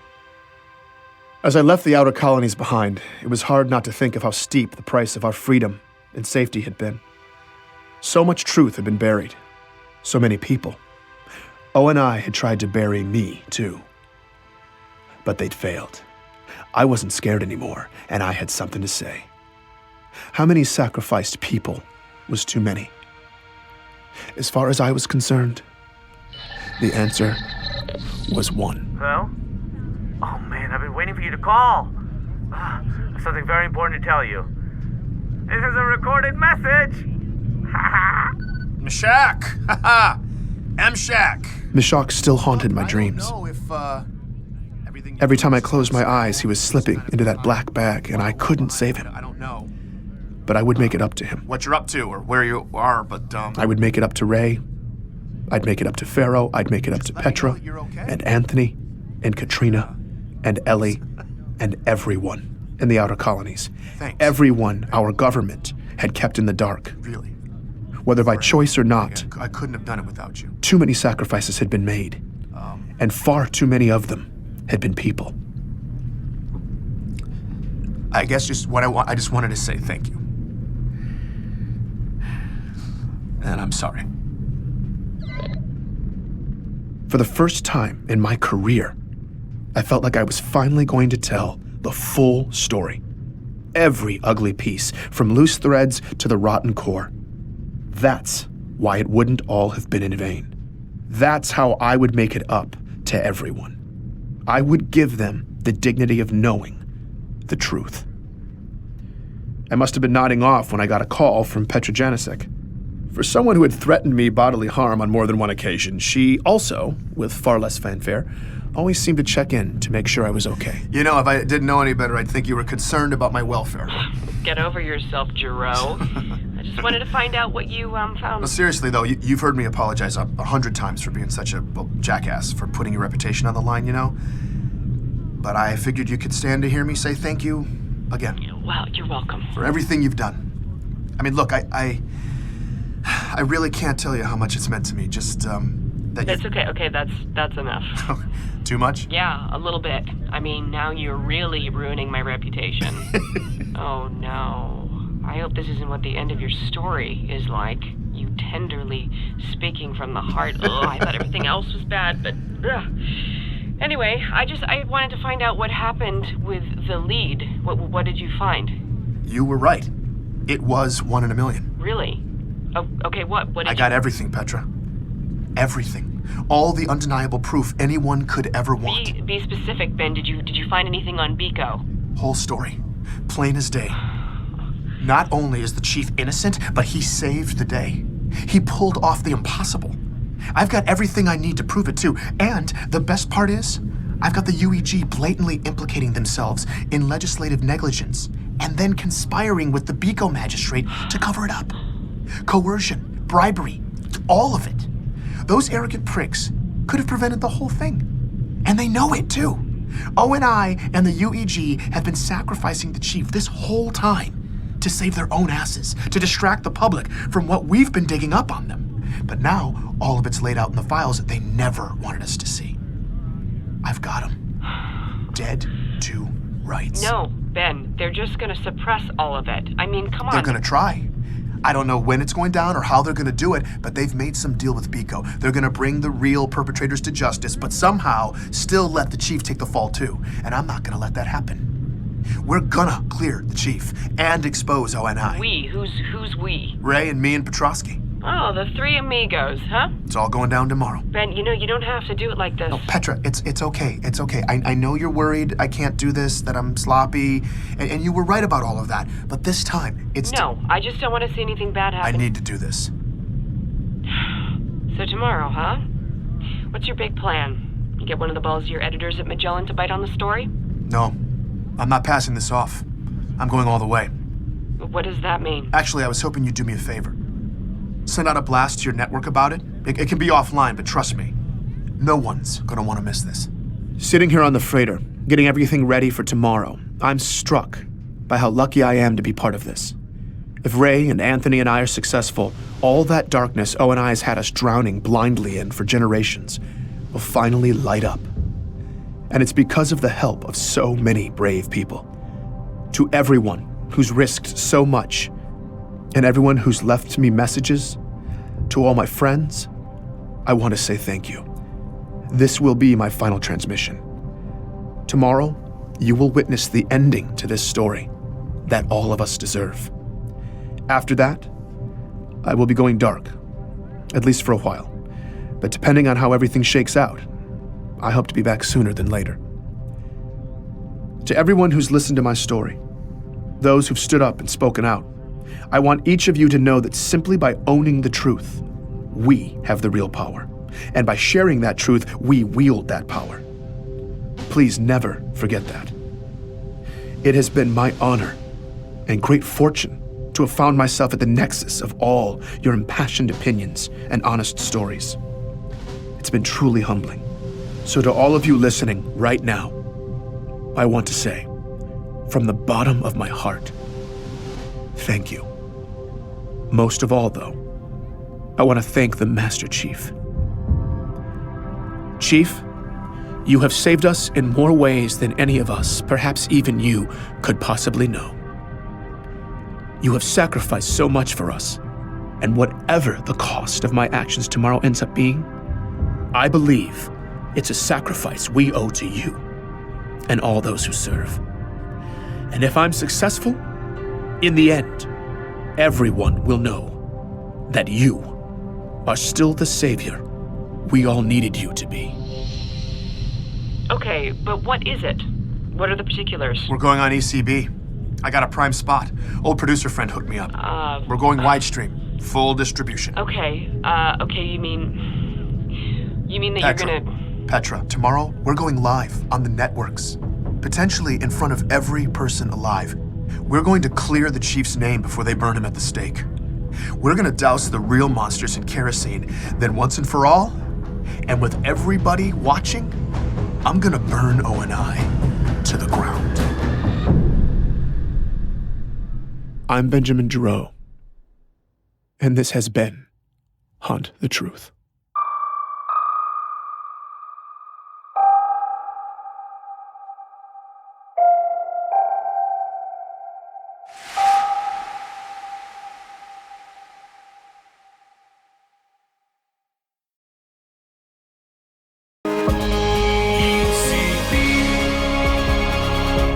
Welcome back.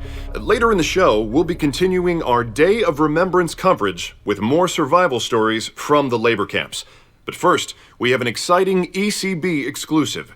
Journalist Benjamin Giraud is here to talk about his story that has been making waves throughout the colonies, and here on Earth. It's called Hunt the Truth, the story behind the Master Chief. And Ben is here to tell us about some exciting developments. Welcome to the program, Ben. Thank you. It's great to be here. Oh, Ben, I'm sorry. Hold that thought.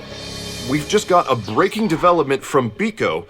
After a tight-lipped investigation, Magistrate Laurel Adams and UEG officials have just released additional security footage and autopsy reports from the Embassy massacre, issuing a joint statement that federal charges have been filed against an extremist group called Sapien Sunrise, effectively clearing the Master Chief and the Sangheili of any wrongdoing. The UEG called the massacre an attack against peace and vowed to continue supporting local diplomacy with alien delegations. Now, freshman Senator Andrew Del Rio also came forward to recant his earlier condemnations, calling the chief a perennial hero and saying, quote, "Every statue of him is a monument to be treasured." Now, according to his office, as of this morning, the senator is taking some time off for unrelated family matters. Wow. Well, Ben, you've been working on the Master Chief's profile for a while. What do you make of all this? Did you actually believe the chief did that? Well, Ben, my speculations about guilt are irrelevant. Well, it's classic ONI half-truth. Yes, Chief was the hero on BICO, but the Sapiens couldn't have done it without the UEG. If you pull up the Adams conversation thread from the files I sent, you'll see what I mean. Oh, it appears we're still processing all of the files. Just a fine. moment on that. I can just pull it up here. Oh, okay. Sorry, I'm having issues with it too. Oh, they better not have. I can't even. Hold on. Let me try it again. So wait, let's back it up, just for those unfamiliar with your story. Look. Are you saying Sakibo asked the UEG for security help before the talks, and they rejected it flat out? Could have prevented a couple dozen deaths, but they didn't even read the request. And now they're peace partners with Adams? No, I mean, come on.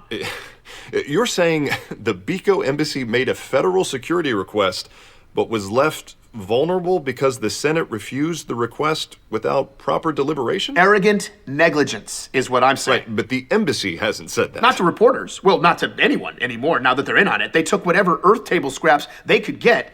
I'm sorry. I have a question. Where is Ray Kurzig? I mean, he sent you the files, right? Yes, we received your files. And now he's not here. He was supposed to meet me here. Let's move on, What about Petrosky? I mean, is he going to disappear too? Corporal Petrosky is being patched through shortly. Let's change gears. Yeah, of course. Sorry. You were originally hired by Oni to do this story, correct? Yes, that's right. And what happened? Well, I stumbled on several inconsistencies between the sources, and they fired me. You were fired for finding inconsistencies? No, look. Don't act that surprised. You and I both know O&I makes you twist the story just, to placate. But this chief story, I'm telling you, was a whole other animal. At first, the cracks were small, but then it got worse and worse until nothing made sense, and I tried to fix it, until I found out the truth. The sources they'd given me were fake. They were actors. I mean, not all of them. Some of them were real people who just needed a push, and others just had no problem feeding me the elaborate lie. But seriously, actors. How devious is that? We're still working to verify the legitimacy of all those files, but we have the video queued up. Would you like to introduce it? Yeah, absolutely. So you're about to see the actor who played Dion Govender, John's supposed childhood boxing coach.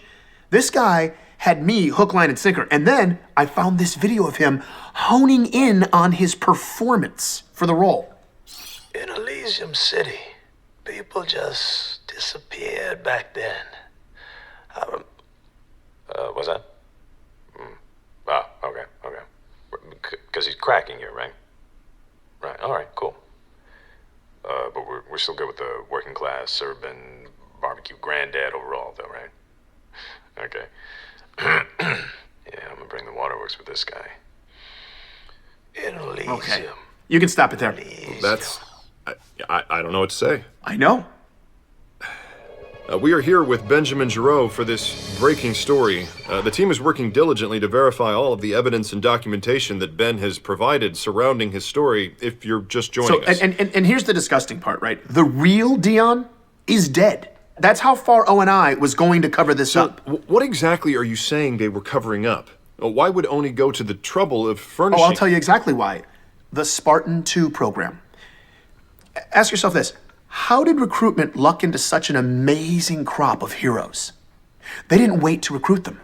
Someone at ONI made a list of impressive young children, kidnapped them, replaced them with clones designed to die, secretly brainwashed the kids into soldiers, and then butchered half of them in unethical medical procedures. First of all, what you describe is unconscionable. And if true, we're not talking about deceit here. What you're asserting here are capital crimes against humanity. Completely. That's exactly where I was, but I brought files. Hold there. Before you continue, I'm getting word that our team has just finished reviewing your files, including what we just watched, some of which are dated from 40 years ago.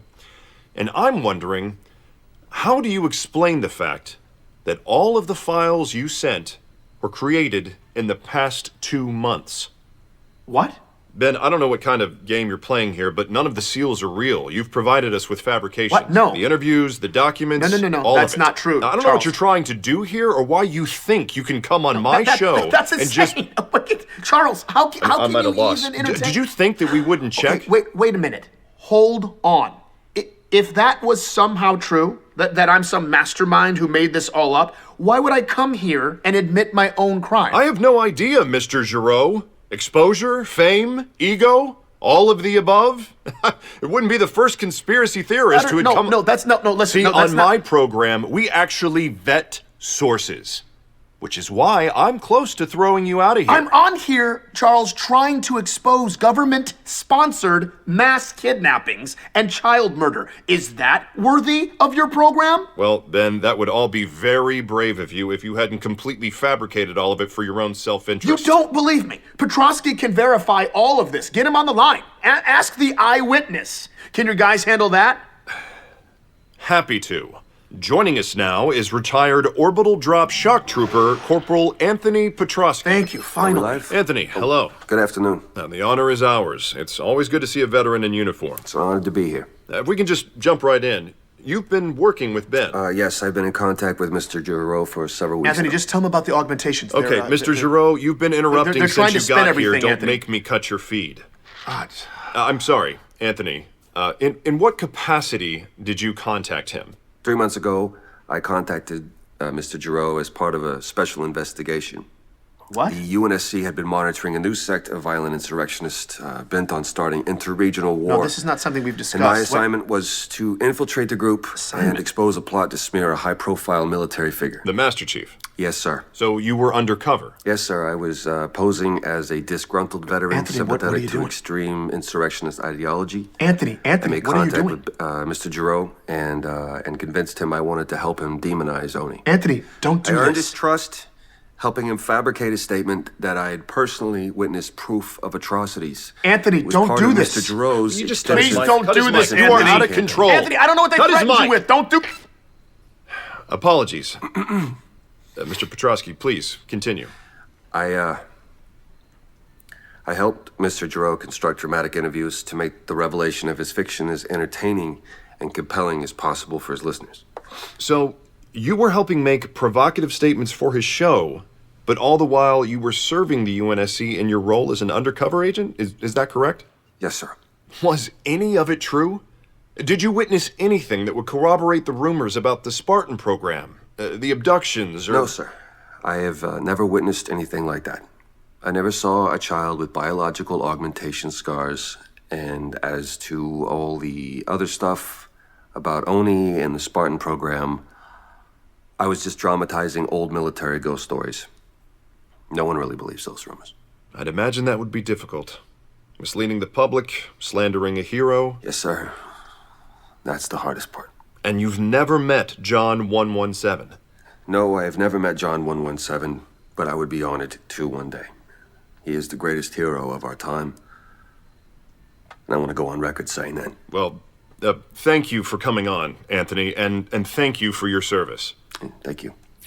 Ladies and gentlemen, if you're just joining us, we're here with Benjamin Giraud, covering this story as it unfolds live. Ben, do you have anything to say for yourself?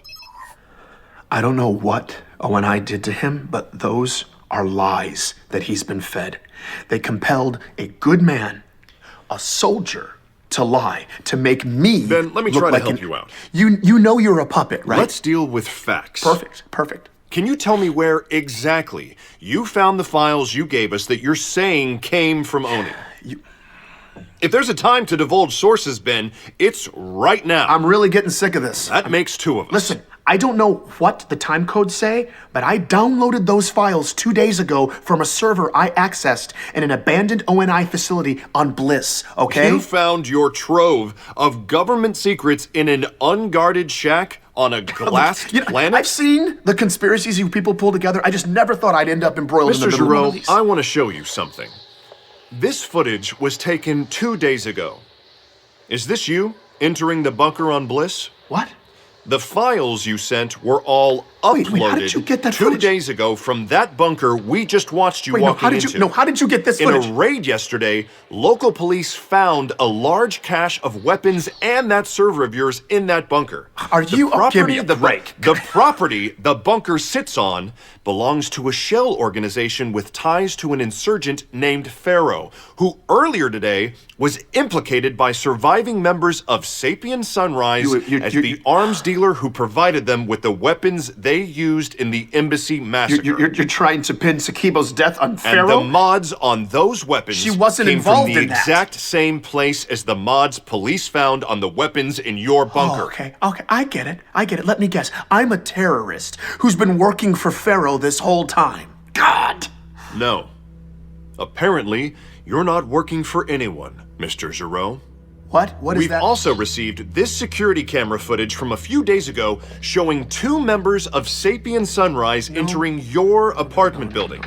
Where, They're not based on Sapiens, preliminary no. reports They're from the ONI. coroner's They were office, ONI. they were murdered. They were murdered? So what was it? A deal gone bad? No, they were ONI. And They were shortly coming to thereafter, kill me. for Pharaoh the first time saved me. ever, Oni agents got a hit on one of the proxy bank accounts used to fund Pharaoh's terrorist activities near your apartment at an army surplus store. And here is a video of you making that transaction. ONI had gutted my apartment. They sent people to kill me. She saved my life. She gave me some money. I was just trying not to die. We have all the feeds from the neighborhood.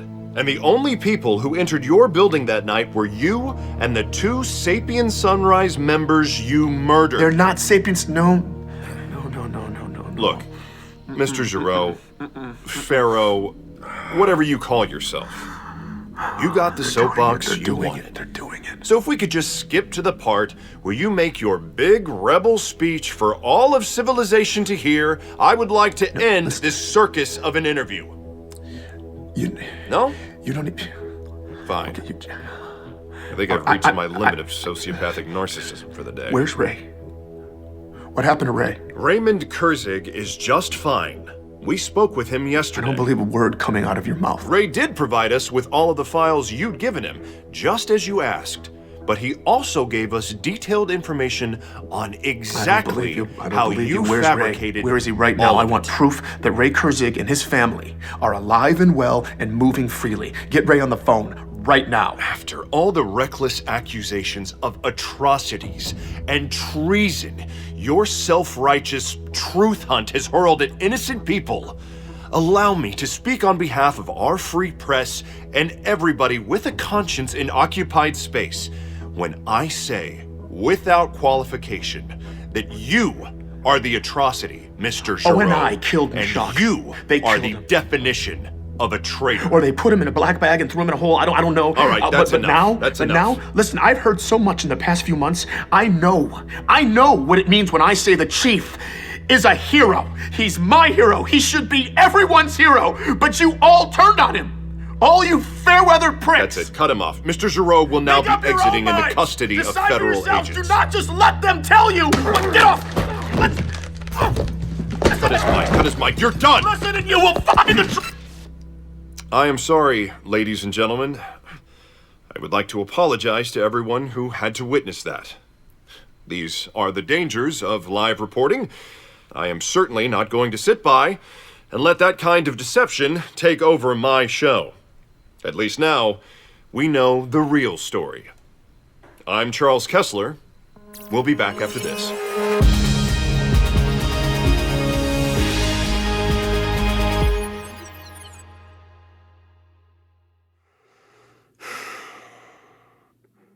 Everybody saw it. The chief was cleared, and the world blew up in Ben's face. And now we finally had a story to tell ourselves. The hero and the traitor. That was the story we really wanted to hear. And as far as Oni was concerned, that's all this was supposed to be. All the ugly Oni rumors and chief smearing would be laid at Ben's feet. He would be tarred and feathered. And with Ben as the sacrificial lamb, the outer colonies would come back into the fold. Trade would resume, the Waypoint buoys would power back up, and all of that incendiary anger would disappear into whatever hole they were throwing Benjamin Giraud in right now. Ben said it was his wounded pride, the way Oni tossed him aside, that finally set him off. They used him. I had to hand it to them. However, Oni did it. The way all those dominoes fell. It was inspired. I'd always thought I was too clever for all that. But in the end, I was just another pawn in their game. Their master stroke. The server on Bliss was Ben's undoing. It was bait. Whether I was meant to take it, or they knew I'd pass it on, either way, they played me. While Mishak and Ray and Petrovsky and everyone else that came near Ben's story got shown either the carrot or the stick, Oni hadn't offered me either. And since I didn't go down in their net, I'm free to walk away from all of this. I think deep down, Ben really just wanted respect. But that's not Oni's currency. For them, it's all about fear. But I'm not afraid. Not with what I've got. Ben was sloppy. But Ray wasn't. He'd sent the backups to someone he trusted too, just in case. This is my story now. My mission. So I'm picking up where Ben left off. I'm going to carve out the truth, and I'm going to put it on display. Not because of any sort of lofty principle, no. It's just that wounded pride stinging me like it stung Ben. But unlike Ben, I prefer to do things Oni's way. And they're gonna wish that I'd gone down in that net too. This is my investigation now, and I don't give a rat's ass about respect. This story is gonna be all about fear. I'm Petra Janicek, and this is Hunt the Truth.